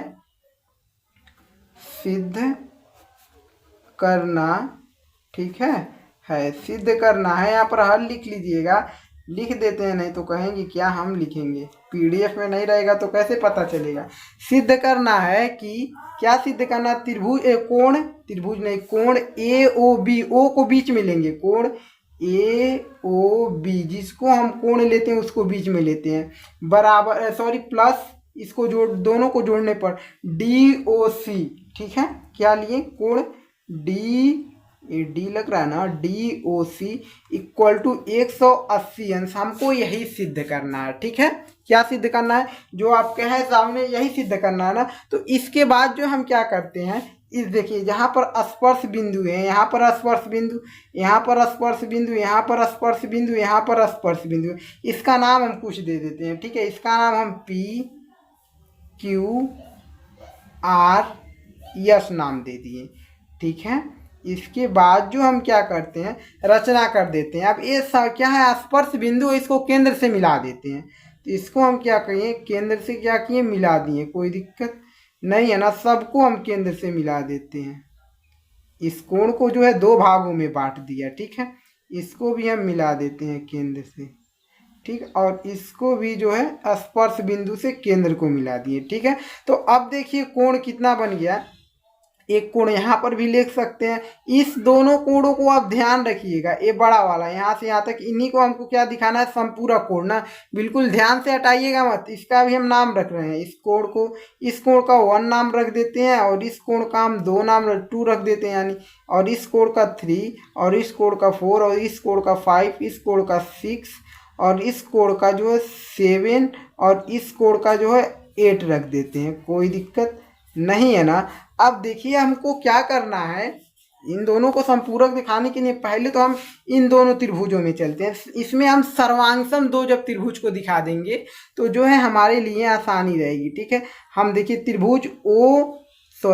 त्रिभुज किसको, डी एस ओ को। ठीक है, ये आपका ओ है ना बिंदु, ये आपका ओ है, ये त्रिभुज डी, ठीक है, इस वाले त्रिभुज की बात कर रहे हैं, समझिएगा, डी एस ओ को, और डी क्या है, आर डी ओ को। ठीक है, आर डी ओ को और डी एस ओ को हमको क्या दिखाना है, समरूप दिखाना है। तो इसको हम क्या करते हैं, समरूप दिखा देते हैं। ठीक है, तो कैसे दिखाएंगे देखिए, अब चलते हैं त्रिभुज डी एस ओ एवं, ठीक है, त्रिभुज किसमें, आर डी ओ में, आर डी ओ है ना, ओ डी आर कहिए या आर डी ओ कहिए, कोई दिक्कत नहीं है। ठीक है, ठीक है, आर डी ओ हो गया। ठीक है, कोई दिक्कत नहीं है। दिक्कत यहाँ से देख सकते हैं आप, क्या है, ये जो है हमारा टोटल पूरा वृत्त है, और ये डी जो है वृत्त की बाहरी बिंदु है, यानी डी से एस तक स्पर्श कर रहा है, फिर डी से आर तक। यानी वृत्त पर हम सब प्रमेय 10.2 में पढ़े हैं कि किसी वृत्त पर दो स्पर्श रेखाएं अगर स्पर्श कर रही हैं, किसी वृत्त पर अगर दो स्पर्श रेखाएं स्पर्श करती हैं जब, तो आम क्या होती हैं, स्पर्श रेखाएं आपस में क्या होती हैं, बराबर होती हैं। यानी जो है आपका डी एस और डी आर जो है आपस में बराबर होगा। ठीक है, डी एस जो है डी आर आपस में क्या होगा, D S equal to D R आपस में बराबर होगा। क्यों बराबर होगा, क्योंकि यह जो स्पर्श रेखा है। ठीक है, इसके बाद देखिए ओ एस इस वृत्त की त्रिज्या है, और ओ आर भी वृत्त की त्रिज्या है, ये भी आपस में बराबर है। तो O S equal to O R, क्योंकि ये त्रिज्याएं हैं।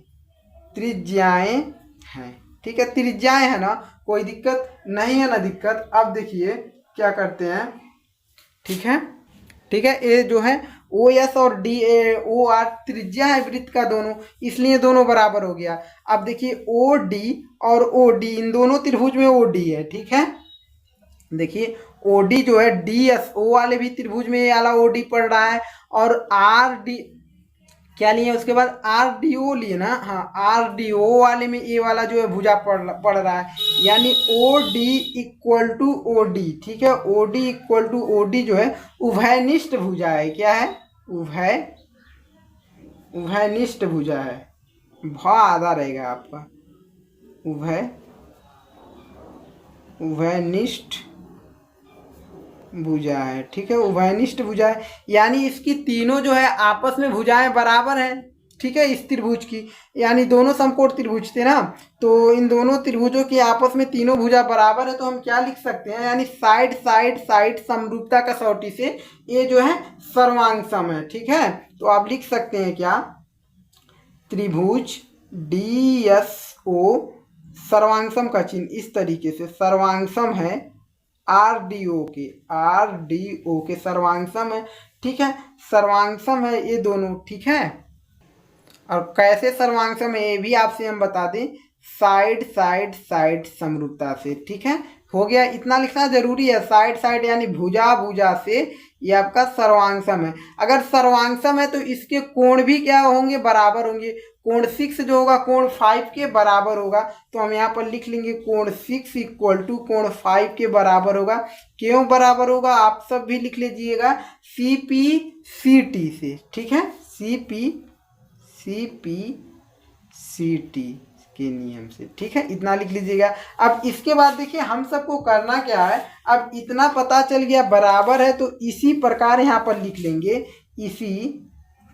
इसी प्रकार जब आप चलेंगे इस वाले त्रिभुज में, इसी प्रकार ये 6 और 5 बराबर है, जब 4 में चलेंगे और 3 में चलेंगे तो इसी प्रकार ये जो दोनों त्रिभुज क्या होंगे, सर्वांगसम होंगे। यानी ओ आर सी, फिर क्या करेंगे ओ सी क्यू में जब चलेंगे तो आपस में क्या होंगे, सर्वांगसम होंगे। तो यहीं पर हम पहले ही लिख लेते हैं, इसी प्रकार जो है कोण 4 जो होगा कोण 3 के बराबर होगा, कामा उसके बाद कोण 2 होगा कोण 1 के बराबर होगा, कोण 2 इक्वल टू कोण 1 के बराबर होगा, कामा उसके बाद देखिए कोण 2 कोण 1 के बराबर और कोण 8 जो होगा कोण 7 के बराबर होगा। कोण 8 जो होगा बराबर होगा कोण 7 के। इतना हम सब लिख लिए। ठीक है, अब आएंगे अगले पेज पर। ठीक है, समझ गए, समझ पा रहे हैं कि नहीं पा रहे हैं? ठीक है ना, सभी कोणों का मान जो है पता चल गया ना, कौन सा कोण कौन किसके बराबर है। ठीक है, समझ गया ना। अब इसके बाद देखिए आपको हम क्या बताते हैं। केंद्र पर, यानी जब आपका केंद्र पर बने सभी कोणों का मान क्या होता है? 360 अंश होता है। तो आप लिख लीजिएगा, ये जो आपका केंद्र है इस पर सभी कोणों यानी सभी बने कोणों का मान जो होता है 360 अंश होता है। इतना पता होना चाहिए, इसलिए हम लिख दिए। हम जानते हैं कि केंद्र पर बने सभी कोणों का योग, ठीक है, सभी कोणों का योग यानी सभी कोणों का जोड़ जो होता है 160 अंश कह रहे थे क्या बार बार? 360 अंश होता है। ठीक है, तो कौन कौन से कोण है उनको हम लिख लेते हैं। यानी कोण 1 प्लस कोण 2 प्लस कोण 3 प्लस कोण 4 प्लस कोण 5 प्लस कोण 6 प्लस कोण 7 प्लस, ठीक है, कोण 8। इतना था। इन टोटल का जब हम जोड़ किए यानी योग किए हैं तो हमको क्या मिला? 360 अंश मिला। कोई दिक्कत नहीं है ना? दिक्कत। अब देखिए कोण 1 के, अब हमके इन दोनों को लेकर चलना है। ठीक है, देखिए इन दोनों का यही मान रहेगा, कोण 8 का और कोण 1 का, क्योंकि इन्हीं को जो हमको समरूप दिखाना है इसके, यानी 5 का और 4 का। इन सबको चेंज नहीं करना, 8 को और 1 को और 5 को और 4 को, जो रहेगा वही लिखना रहे। ठीक है, और जो मिलेगा जिसके बराबर होगा हम चेंज कर देंगे। ठीक है, कोण 1 को हम क्या लिख सकते हैं? कोण 1 किसके बराबर है? कोण 1 जो है कोण 2 के बराबर है। तो कोण 2 हम लिख लें। कोण 1 जो है कोण 2 के बराबर है, तो हम कोण 2 लिख लेते हैं। या तो इसको बदल लीजिए, ठीक है, कोण 2 को।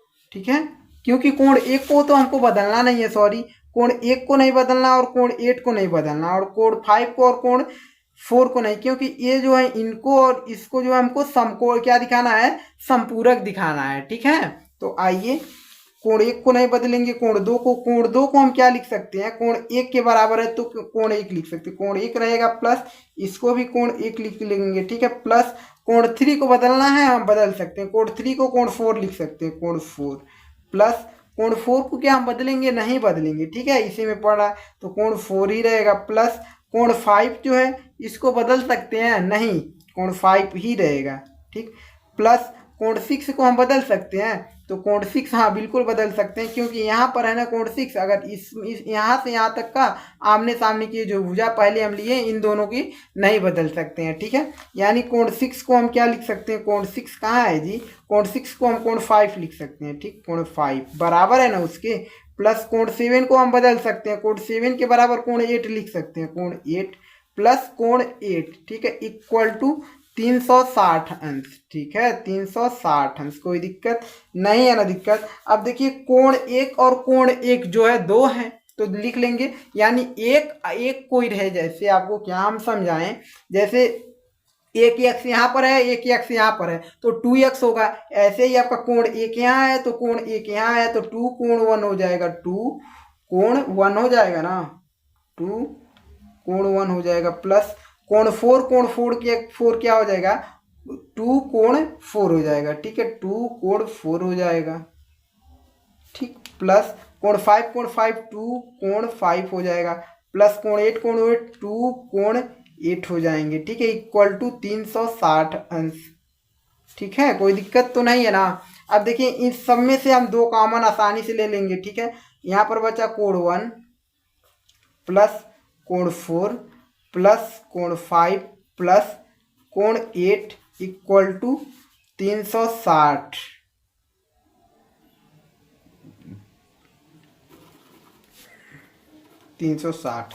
अब इस 2 से 360 180 बार में कट जाएगा, 180 अंश बचा।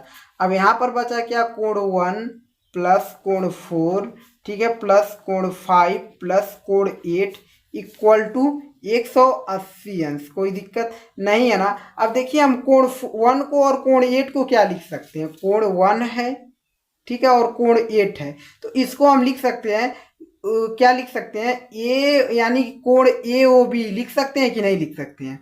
इसको जब पूरे कोण को लेंगे तो 1 और 8 को, तो 1, ठीक है, 1 वाला और 8 वाला, इन दोनों को हम क्या जोड़कर लिख सकते हैं, कोण ओ ए बी, कोण ओ ए बी लिखिए, या सॉरी ए ओ बी लिखिए, ठीक है। इसको हम लिख लेते हैं कोण A O B, plus plus का चिन्ह है ना, और कोण 4 और कोण 5 को हम क्या लिख सकते हैं, कोण 4 और कोण 5 को क्या लिख सकते हैं,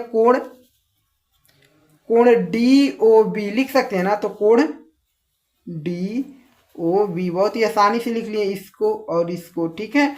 इक्वल टू क्या है, 180 अंश। क्या हमको यही सिद्ध करना था गाइस, एक बार जो है देख सकते हैं, जो हम बताए थे हमको यही सिद्ध करना था, और ये हमारा आ भी चुका है बहुत ही आसानी से, और बहुत बेहतर तरीके से हम सब ने सॉल्व भी कर लिया, ठीक है। कहीं पर भी दिक्कत हुआ होगा तो कमेंट बॉक्स में जरूर कमेंट करिएगा। इस बहुत ही बेहतर तरीके से इस क्वेश्चन को हम बताएं, कम से कम 15 मिनट लगा है आपको समझाने में, क्योंकि थोड़ा लंबा क्वेश्चन था। अगर नहीं बेहतर से समझते तो पेपर में पूछ लेता तो दिक्कत ही दिक्कत होता, ठीक है। तो कोई भी क्वेश्चन बेहतर से समझिए, ठीक है। आते हैं अगले क्वेश्चन पे। क्वेश्चन यानी ये तो दोनों क्वेश्चन हो गए ना, जो ये भी था, ए वाला भी और ए वाला भी, 13 और उसका अथवा करके दिया था। अब आते हैं क्वेश्चन नंबर 14 पर, ठीक है। क्वेश्चन नंबर 14 को देख लीजिए, और क्वेश्चन के अकॉर्डिंग कुछ चित्र भी बना दिए हैं, ज़्यादा नहीं, इसमें और भी कुछ करना है, ठीक है। तो क्वेश्चन को पढ़िए पहले तो।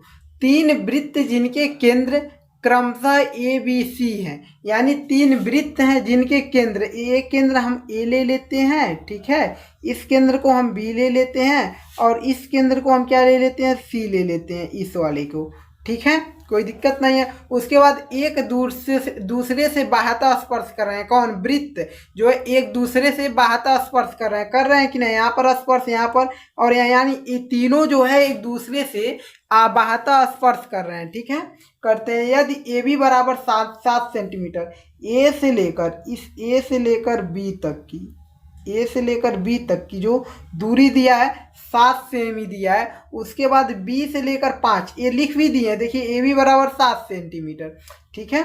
और देखिए बी से लेकर 5 से, बी से लेकर सी तक, बी से सी तक जो है हमारा कितना दिया है, 5 सेंटीमीटर, कोई दिक्कत नहीं है ना, दिक्कत। उसके बाद सी से ए तक 6 सेंटीमीटर, सी से ए तक, इस सी को हम ए से मिला देते हैं, ठीक है।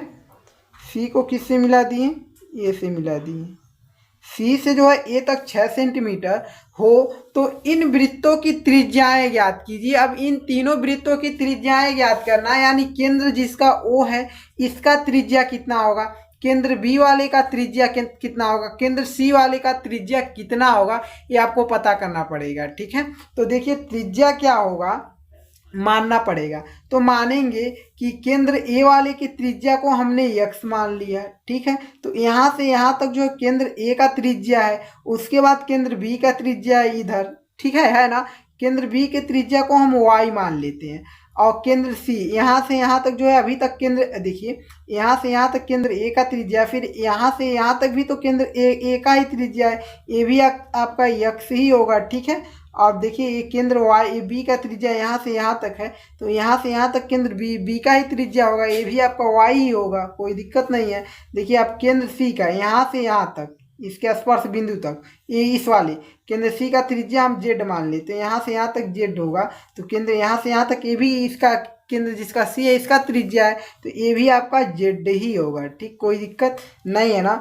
अब देखिए हम ज्ञात करते हैं, कैसे ज्ञात करेंगे, तो देखिए x प्लस बी, ठीक है, इस पूरा x प्लस बी बराबर हमारा क्या दिया है, x प्लस बी को हम क्या लिख सकते हैं, ए बी, यानी x और plus B, x plus Y, sorry x plus Y हम लिखें इक्वल टू, इस टोटल को क्या लिख सकते हैं हम, A B equal to A B, ठीक है। तो x plus Y equal to A B का मान हमारा 7 सेंटीमीटर, तो हम रखेंगे 7 सेंटीमीटर। ये जो हम ए का त्रिज्या माने x, ठीक है, समझिएगा जो आपको बताएं उस तरीके से। तो इसको हम ले लेंगे समीकरण फर्स्ट, ठीक है।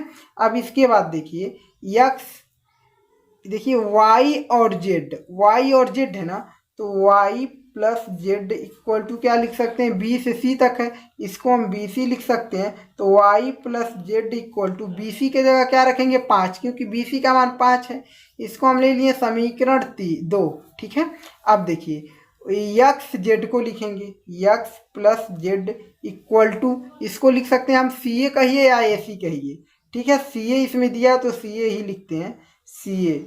इसको देखिए X plus Z equal to C A का जो मान है टोटल 6 सेंटीमीटर, तो हम 6 रख लिए, इसको समीकरण 3 कर दिए, ठीक है, बहुत ही आसानी से, ठीक है।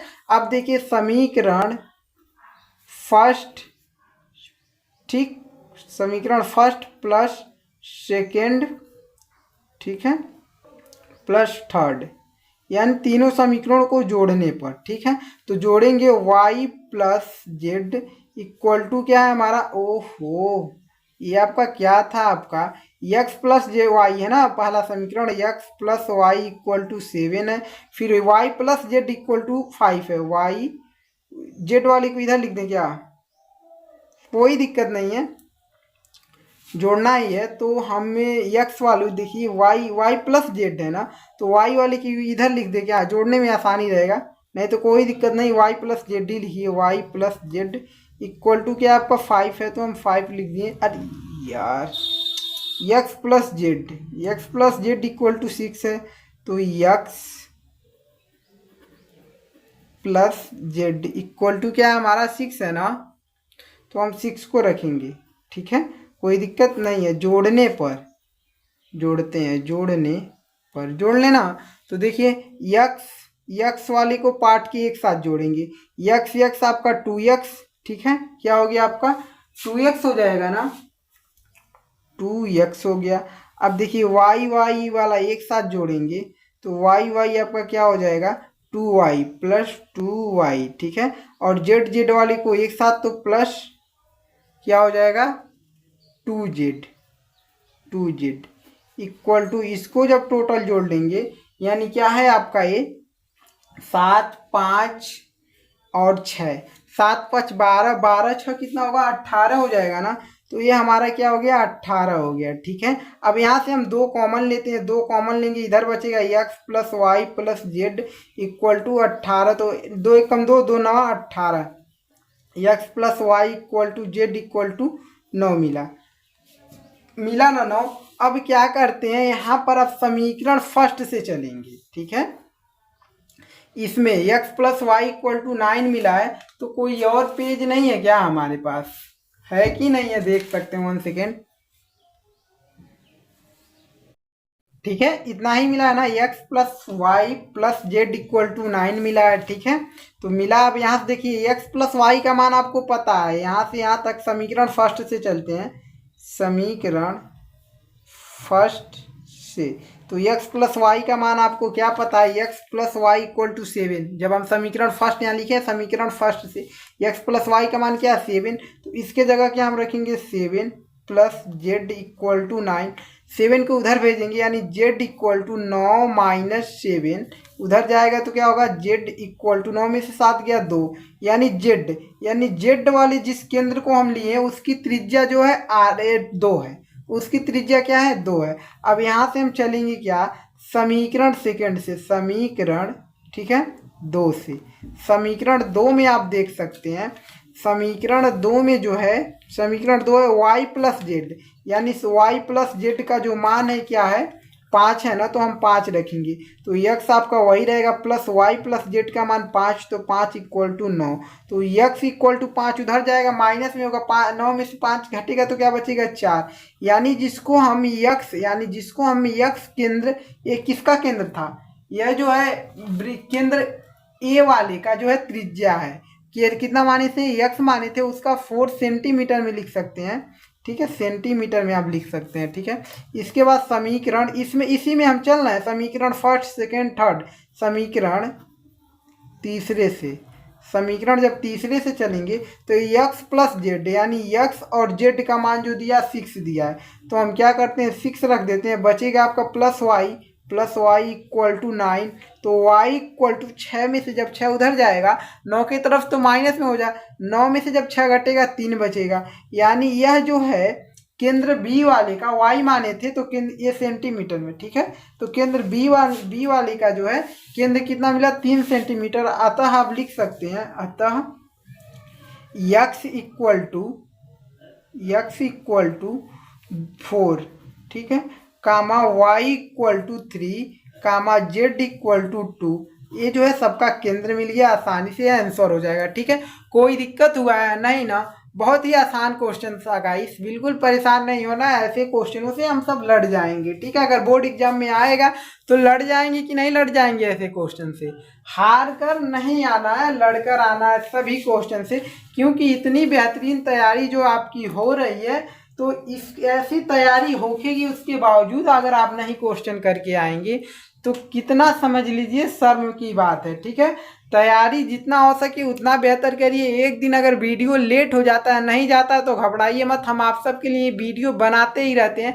ज़्यादातर हमारा वीडियो जो होता है 1 से 2 घंटे का होता है, इसलिए एक दिन का टाइम तो लग ही जाता है एक वीडियो पर। ठीक है, आप समझ सकते हैं 2 घंटे के मेहनत के लिए क्या क्या करना पड़ता होगा हमको। ठीक है, कोई नहीं आपको प्रोवाइड कर पाएगा 2-2 3-3 घंटे का एक दिन में वीडियो। ठीक है, तो इसलिए 1 दिन 2 दिन लग जाते हैं एक वीडियो को, लंबा वीडियो आपको दिया जाता है। अगर आप नहीं पढ़ते हैं तो ये आपकी जो है कमी है ना, लंबा वीडियो दिया जाता है इसलिए, ताकि एक चैप्टर को यानी एक प्रश्नावली को अगर बच्चे एक ही वीडियो में सॉल्व करेंगे बेहतर बात रहती है, बार बार वीडियो को खोजना भी तो नहीं पड़ेगा। ठीक है, आते हैं अगले, और क्वेश्चन भी समझ में आते हैं ना, जस्ट इसमें का ऐसा क्वेश्चन किए, जस्ट अब पार्ट 3 पार्ट 4 में जब देते हैं तो दिक्कत होता है, कुछ बच्चे नहीं समझ पाते हैं, हम समझ पाते हैं आपकी बातों को।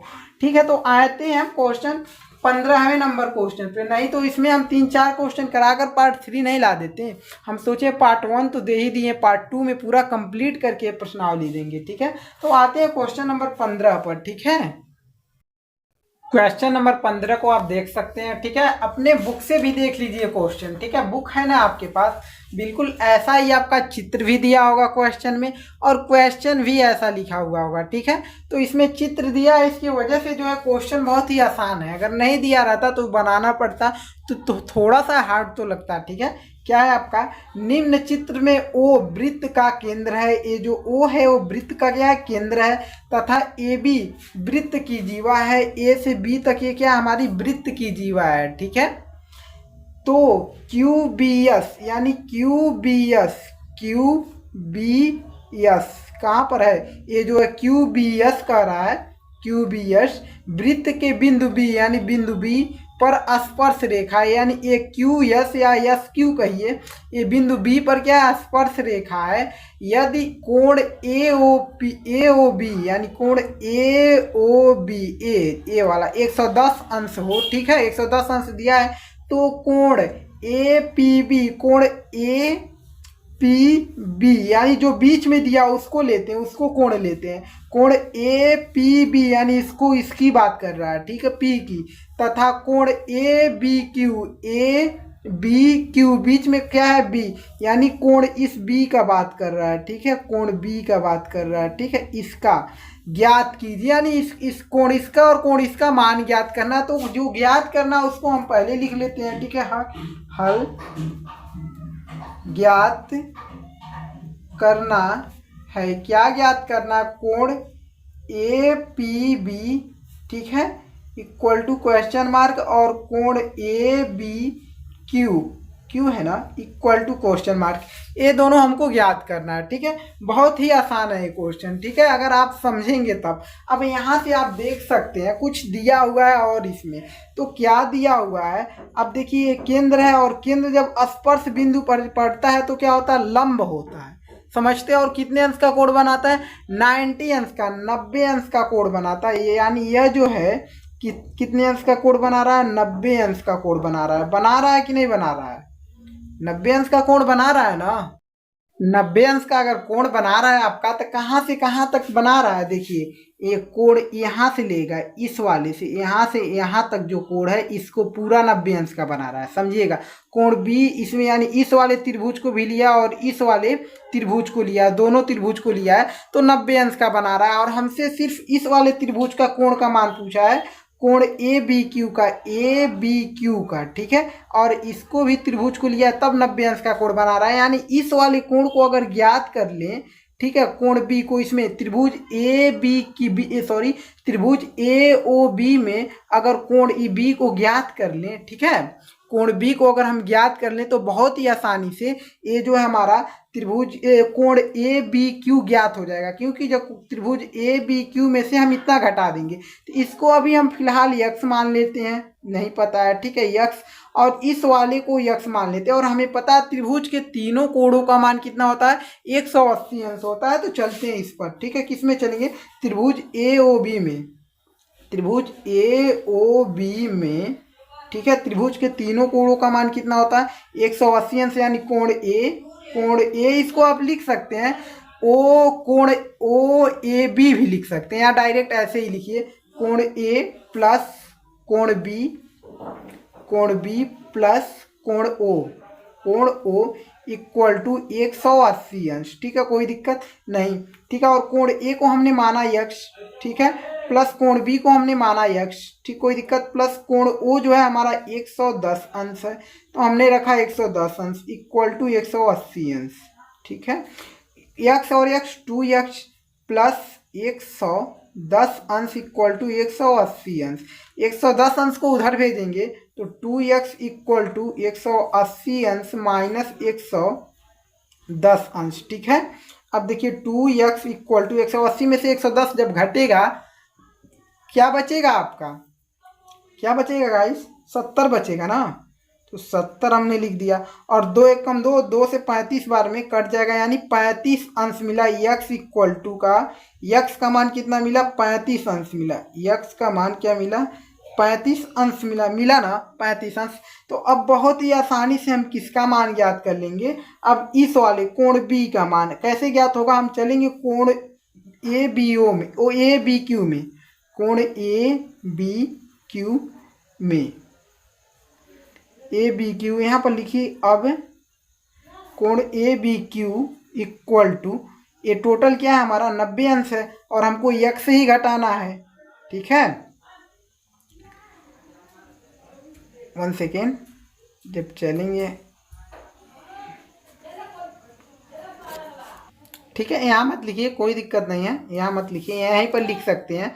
कोण क्या निकालना था हमको, कोण ए बी क्यू निकालना था, इस बी का इसका मान, और हमें पता था 90 अंश था, ठीक है, 90 अंश था ना पूरा। अब इतना यानी यक्स क्या निकला 35, अगर 90 में से हम 35 को घटाएंगे यानी 90 अंश माइनस में 35 अंश, तो कोण A B Q equal to क्या हो जाएगा 55 अंश। बहुत ही आसानी से हमको पता चल गया कोण ए बी क्यू क्या हमारा 55 अंश है। अब चलेंगे किस वाले, अब इसका पता करते हैं ए पी बी का।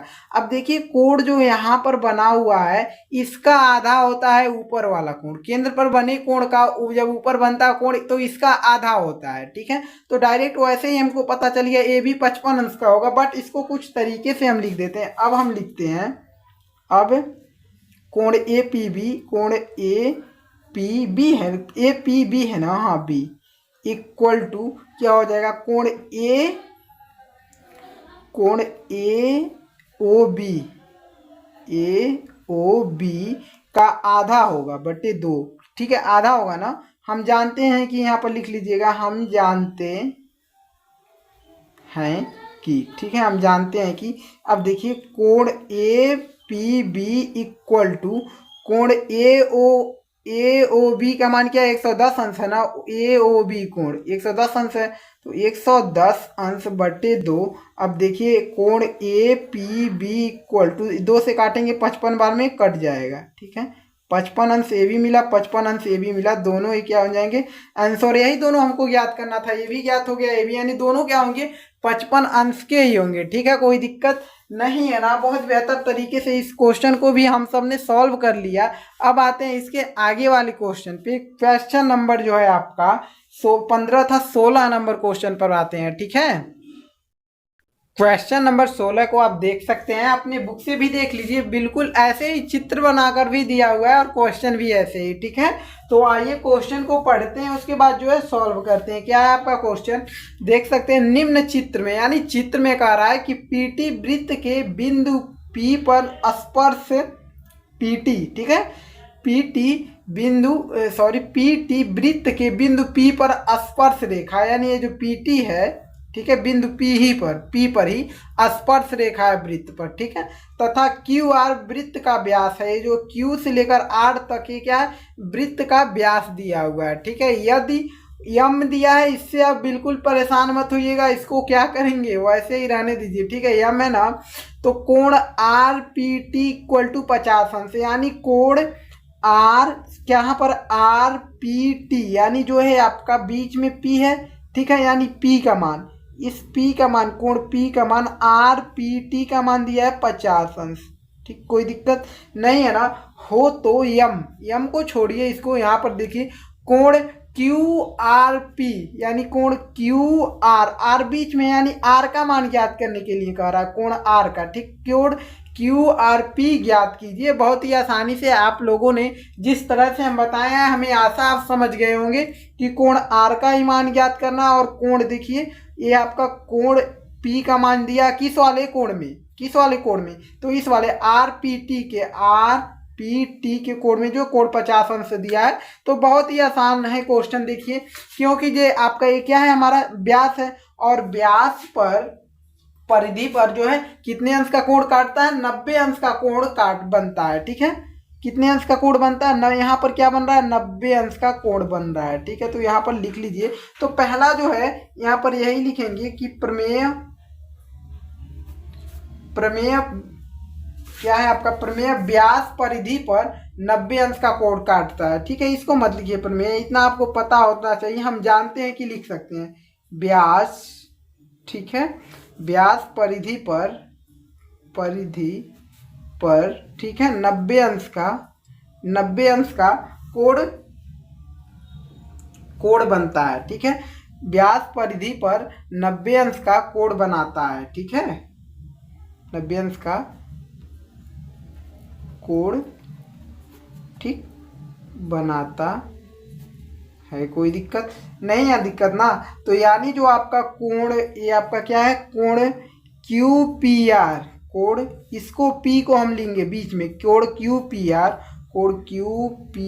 आर जो है हमारा क्या है, 90 अंश है, तो 90 अंश है, ठीक है। समझ गए आप सब।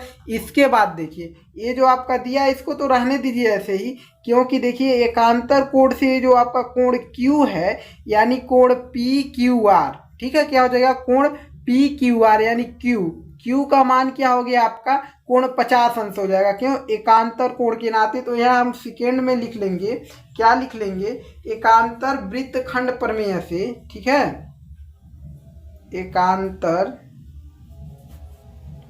वृत्तखंड प्रमेय से, ठीक है, एकांतर वृत्तखंड प्रमेय से जो है आपका कोण, कौन सा कोण, कोण आर पी टी थी, आर पी टी कहा था ना, आर पी टी, ठीक है, कोण आर पी टी बराबर होगा किसके, किस कोण के, कोण पी क्यू आर के, कोण पी क्यू आर के, ठीक है, कोण पी क्यू आर के बराबर होगा, और दोनों कितने अंश के होंगे, 50 अंश के होंगे। इतना पता चल गया, 50 अंश के। अब चलेंगे, अब किस में चलेंगे, अब हमको ज्ञात क्या करना है, कोण आर का मान ज्ञात करना है। तो 90 अंश और 50 अंश और आर, यानी त्रिभुज किस में चलेंगे, त्रिभुज पी क्यू आर में जब चलेंगे तो त्रिभुज के तीनों कोणों का मान 180 अंश होता है, और दो कोणों का मान पता चल गया, और सिर्फ आर का मान ज्ञात करना है, तो बहुत ही आसानी से ज्ञात हो जाएगा, ठीक है। तो हम यहाँ पर लिखेंगे त्रिभुज पी क्यू आर में कोण पी को लेंगे, कोण पी प्लस कोण क्यू प्लस कोण आर इक्वल टू, टोटल होंगे, टोटल को यानी त्रिभुज के तीनों कोणों का योग कितना होता है, 180 अंश, तो हम 180 अंश लिख दिए। कोण पी का मान हमें पता है 90 अंश है, तो 90 अंश रखे, प्लस कोण क्यू का मान 50 अंश, तो हमने 50 अंश रखा, प्लस कोण आर का मान तो ज्ञात करना है, ठीक है, यानी यही क्यू आर पी हुआ, यही हुआ, यानी कोण आर ही का मान ज्ञात करना है, ठीक है, 180 अंश लिखेंगे। अब इसको जब जोड़ेंगे आप, तो 50, 90 और 50 को जोड़ेंगे, टोटल 140 अंश हो गया, प्लस कोण आर हो गया इक्वल टू 180 अंश हो गया, ठीक है। यहाँ से देख सकते हैं 140 को उधर भेजेंगे तो कोण आर इक्वल टू 180 उधर है, 180 अंश माइनस में 100 क्या हो जाएगा 140, हाँ 100, यहाँ पर लिखिए 140 अंश। तो कोण R इक्वल टू 180 में से जब 140 अंश घटेगा तो आपका 40 तो ही बचेगा ना, यानी 40 बचा अंश, 40 अंश। कोण R का मान क्या मिला, यानी कि कोण QRP यानी R का ही मान, ठीक है। कोण R का मान क्या मिला, 40 अंश मिला, और यही हमारा आंसर हो जाएगा। कोई दिक्कत नहीं, दिक्कत होना चाहिए। बहुत बेहतर तरीके से आपको बताए हैं और कंफर्म एकदम बिल्कुल अच्छे तरीके से याद भी होना चाहिए क्वेश्चन किस तरीके से किया जा रहा है, ठीक है। अब आते हैं अगले क्वेश्चन पे। क्वेश्चन नंबर जो है आपका 17, और जो है इस प्रश्नावली का, यानी ये जो कौन सा प्रश्नावली है, प्रश्नावली 10.2 का लास्ट क्वेश्चन है। और इसके बाद कोई नहीं इस प्रश्नावली में क्वेश्चन है, अगले चैप्टर पे आ जाएंगे हम सब। कौन से चैप्टर पे, यानी जो अगला चैप्टर होगा बताएंगे। वृत्त से संबंधित वो भी है, वृत्तों के संबंधित क्षेत्रफल है, ठीक है। यही चैप्टर का नाम है। बट अभी हम 17 नंबर क्वेश्चन को कर ले तो पहले, ठीक है। क्वेश्चन नंबर 17, ठीक है, देख सकते हैं आप, और चित्र भी बिल्कुल इसी तरीके से आपका बनाकर दिया हुआ है। और बहुत ही आसान क्वेश्चन है, जितना भी कहें उससे भी ज्यादा आसान क्वेश्चन है। समझिए, सिद्ध कीजिए वृत्त, वृत्त है, बाह्य बिंदु से खींची गई स्पर्श केंद्र को बाह्य बिंदु से मिलाने वाली रेखा से बराबर कोण बनाती है, ठीक है। यहाँ यानी कह रहा है कि बाह्य बिंदु से खींची गई दो स्पर्श रेखाएं हैं, समझ लीजिए। बिंदु से खींची गए स्पर्शियां केंद्र को बाह्य बिंदु से मिलाने वाली रेखा, ये बाह्य बिंदु से केंद्र से मिलाने वाली रेखा हो गया, ये वाला, इस रेखा की बात कर रहा है, बराबर कोण बनाती है, यानी बराबर एक बराबर कोण बनाती है इधर और इधर। यानी टोटल 100 अंश है, तो इतना से इधर और इतना का इधर 50-50 अंश कोण बनाती है, ठीक है। चित्र में कोण AOB 100 अंश है, ठीक है, यानी टोटल दिया है 100 अंश। तो कोण APO यानी कोण A है यहाँ पर, P है यहाँ पर और O है यहाँ पर, इस वाले त्रिभुज का बात कर रहा है, AOP, ठीक है। समझ पाए, इस वाले त्रिभुज का बात कर रहा है, ठीक है। यानी कोण क्या है, P जो बीच में, यानी कोण इसी P का बात, यानी कोण का P का ही मान पूछ लिया है, ठीक है, इस वाले त्रिभुज में। तो बहुत ही आसान है। कैसे आसान है, क्योंकि प्रमेय हल करते हैं। प्रमेय जो है हम फर्स्ट में पढ़े थे, प्रमेय 10.1 से आप समझ सकते हैं। जो है आपका O है, ठीक है, यहाँ पर जो है 90 अंश का कोण बनाएगा, क्योंकि यहाँ पर लंब है, ठीक है। कोण A क्या है, हमारा लंब है ना, ठीक है। कोण A क्या बना रहा है, 90 अंश का कोण बना रहा है। क्यों बना रहा है, क्योंकि हमको पहले से ही पता है कि जब केंद्र से, जब स्पर्श बिंदु से जब कोई रेखा बनता है तो लंब होता है और 90 अंश का कोण बनाता है, ठीक है। कोण A हमें पता चल गया 90 अंश, और A भी हमें पता चल गया 50 अंश, ठीक है। क्योंकि आधा, ये पूरा 100 अंश दिया, तो इतना 50 अंश और इतना 50 अंश हो जाएगा, ठीक है। कोई दिक्कत नहीं है। तो यहाँ से हम लिख लेते हैं कोण A इक्वल टू 90 अंश, ठीक है। और कोण A क्या है आपका, कोण O इक्वल टू कितना, 50 अंश, ठीक है। कोई दिक्कत नहीं है ना। अब देखिए, अब क्या करते हैं हम सब, अब दो कोणों का मान पता चल गया, तीसरे कोण का मान कैसे पता करेंगे। तो हमको पहले से पता है कि त्रिभुज के तीनों कोणों का योग जो होता है 180 अंश होता है, ठीक है। तो हम कर लेंगे त्रिभुज APO में, ठीक है, त्रिभुज APO में, ठीक है।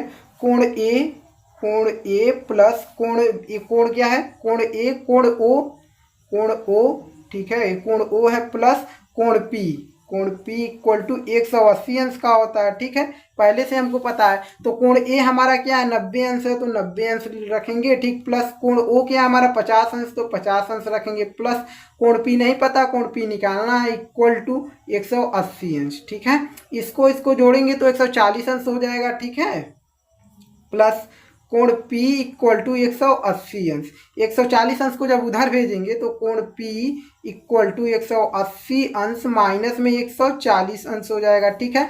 कोण P इक्वल टू 180 अंश में से जब 140 अंश घटेगा तो आपका क्या मिल जाएगा, 40 अंश मिल जाएगा, 40 अंश, ठीक है, 40 डिग्री हो जाएगा। यानी कोण P ही हमको निकालने के लिए कहा था। कोण APO यानी कोण P का जो मान मिला वह क्या मिला, 40 अंश। इसी के साथ जो है चैप्टर आपका क्या समाप्त हो गया, प्रश्नावली जो है 10.2 के सभी क्वेश्चन समाप्त हो चुके हैं। ठीक है, कोई दिक्कत नहीं है। दिक्कत ना अगर इसका भी ज्ञात करने को लिए कहा था तो यही फॉर्मूला लगाकर ज्ञात करते, जैसे इसको ज्ञात किए हैं वैसे इसको भी ज्ञात करते। ठीक है, कोई दिक्कत नहीं है ना। अब देखिए, अब आपको बता दें क्लास 10th मैथ की तैयारी कहाँ तक आप सबकी हो चुकी है। ठीक है, कहाँ तक हो चुकी है, 11 यानी चैप्टर जो है 10 तक कंप्लीट हो चुका, कोई दिक्कत नहीं। और 1 शॉट लाने के लिए जो है बच्चे जो है सपोर्ट करें, आपका चैप्टर वाइज 1 शॉट आ जाए ताकि आपका तैयारी बेहतरीन हो सके। ठीक है, तो आप सब सपोर्ट कर रहे हैं कि नहीं कर रहे हैं, एक बार जो है कमेंट बॉक्स में जरूर कमेंट करिएगा गाइस कि किन किन लोगों ने कौन कौन से जो है बच्चे हमारा सपोर्ट कर रहे हैं। ठीक है, ठीक है, तो जो भी बच्चे अगर सपोर्ट कर रहे हैं तो कमेंट बॉक्स में जरूर कमेंट करिएगा इस, क्योंकि आप सबका इंतजार है। जितना जल्द सपोर्ट करेंगे उतना जल्द जो है आपका चैप्टर वाइज 1 शॉट भी कंप्लीट हो जाएगा। ठीक है, यानी सभी चैप्टर वाइज क्या हो जाएंगे, इंपॉर्टेंट क्वेश्चन रिवीजन हो जाएंगे, कोई भी दिक्कत नहीं होगा और सबसे बेहतर तैयारी हम सब करेंगे। ठीक है, अगर कोई भी स्टूडेंट अगर हमारे चैनल के माध्यम से पढ़ता, अगर किसी ग्रुप से, ठीक है, अन्य किसी चैनल से भी ज्वाइन है, कोई दिक्कत नहीं है, इससे भी आप फॉलो करते चले जाइए। आपको जो है सभी चैप्टर वाइज इंपॉर्टेंट क्वेश्चन मिलेंगे, सभी सब्जेक्टों के मिलेंगे। ठीक है, बिल्कुल नहीं घबराना है, सिर्फ और सिर्फ मेरा सपोर्ट करना है, हर वीडियो पे आना है और हर वीडियो पे जो है लाइक करके आपको जाना है, क्योंकि आप सब लाइक करते हैं तो उससे हम मोटिवेट होते हैं। ठीक है, तो हम क्या है आपकी तैयारी बेहतरीन कराना चाहते हैं। क्लास 10th बोर्ड एग्जाम 2025 में जितने बच्चे हैं हम चाहते हैं कि अच्छे से अच्छे नंबर लाएं। ठीक है, तो अगर देखिए, अगर आप चैप्टर वाइज अगर नहीं तैयारी कर रहे हैं, हिंदी का तो करा रहे हैं, अगर नहीं कर रहे हैं तो इसमें आपका नुकसान है। ठीक है, किसका नुकसान है, आपका नुकसान है। आप लोग जो है सभी जितने भी आपको चैप्टर वाइज दिए जा रहे हैं जरूर एक बार उसको कंप्लीट पढ़ें। ठीक है, क्योंकि आप लोगों को उससे बहुत सपोर्ट मिलेगा और आपकी तैयारी बेहतरीन होती जाएगी। ठीक है, और जो है अनसॉल्व को अगर नहीं सॉल्व किए तो सॉल्व करिए। ठीक है, और हमारे चैनल के माध्यम से कर रहे हैं तो कोई दिक्कत नहीं, आपको अनसॉल्व को थोड़ा लेट मिलता है वीडियो, बट आपको अनसॉल्व के सभी सेट जो है कराए जाएंगे, ऐसा कोई दिक्कत नहीं होगा, सभी कराए जाएंगे। 2024 का जितने भी पेपर हैं सभी कराए जाएंगे, बल्कि आपका 2023 का अगर नहीं कराया जाएगा कोई दिक्कत नहीं है, बट जो आपका 2024 में जो आपके जितने भी सेट मिले थे मैथ का और हिंदी का और साइंस का, इन तीनों का तो कन्फर्म ही कराना है। ठीक है, ऐसा नहीं है कि नहीं कराएंगे, तीनों का कंफर्म कराएंगे, सिर्फ और सिर्फ आप लोग सपोर्ट बनाए रखें। ठीक है, अब इसके बाद जो आपका अगले वीडियो में हम सब मिलेंगे, क्वेश्चन क्या मिलेंगे, प्रश्नावली जो है 11 यानी 11वीं प्रश्नावली अध्याय 11 से मिलेंगे। ठीक है, चैप्टर 11 से मिलेंगे, वो है क्या आपका वृत्तों से संबंधित क्षेत्रफल है। ठीक है, उसमें भी मोस्ट इंपॉर्टेंट क्वेश्चन बहुत ज्यादा पड़ा हुआ है और जितना जल्द हो सके अगर हम सब पूरा कंप्लीट बुक को खत्म कर देते हैं हमारे लिए बेहतर बात है, क्योंकि 1 शॉट उतना ही जल्दी रिवीजन भी तो हो जाएगा। ठीक है, तो हिंदी का भी तैयारी करिए, ऐसा नहीं है कि मैथ से ही काम चल जाएगा, इसीलिए आप सबको हिंदी भी प्रोवाइड करा रहे हैं। ठीक है, और साइंस भी बहुत जल्द लेकर आएंगे, 1-2 दिनों में वो भी लेकर, यानी हिंदी का ज़्यादा दिन नहीं लगेगा आपका तैयारी। ठीक है, बिल्कुल परेशान नहीं होना है आपको, आपकी तैयारी सबसे बेहतर होगी, घबराना नहीं है। ठीक है, तो आप सबके लिए जो है ऐसा नहीं है कि हम आप सबके लिए क्रैश कोर्स, यानी 1 शॉट जो होता है वही क्रैश कोर्स। देखिए, अगर कहीं से भी आप पढ़ें, मेरी बात सलाह मानिए तो चैप्टर वाइज करिए, ज़्यादा ये मत पढ़िए कि 100 इंपॉर्टेंट क्वेश्चन 50 बहुविकल्पी इंपॉर्टेंट क्वेश्चन अगर हम कर लेंगे तो हमारी तैयारी बेहतर हो रही है, बिल्कुल नहीं हो रही है। चैप्टर वाइज तैयारी करिए, विश्वास करिए अच्छे नंबर आएंगे। और बहुत क्वेश्चन भी करना है तो जो है अनसॉल्व को कर लीजिए, इंपॉर्टेंट क्वेश्चन अगर करना है तो अनसॉल्व को कर लीजिए। और क्या करना है आपको, अगर मॉडल पेपर मिलता है तो उसको सॉल्व करिए, वैसे हम सब कराएंगे। ठीक है, ऐसा नहीं है कि नहीं कराएंगे, सब कराएंगे, चैप्टर वाइज भी क्वेश्चन होंगे, अनसॉल्व भी होंगे, मॉडल पेपर भी आपका होगा, एक भी नहीं छूटेगा। ठीक है, बिल्कुल परेशान नहीं होना। और अगले वीडियो में हम इसके जो है अगले प्रश्नावली से, यानी अगले जो अध्याय से 11वें वाले चैप्टर से मिलेंगे। ठीक है, तो इस वीडियो को यहीं समाप्त करते हैं। आप सब लाइक करके जाइए और एक एक कमेंट करके जाइए, देखते हैं कितने बच्चे सपोर्ट कर रहे हैं। ठीक है।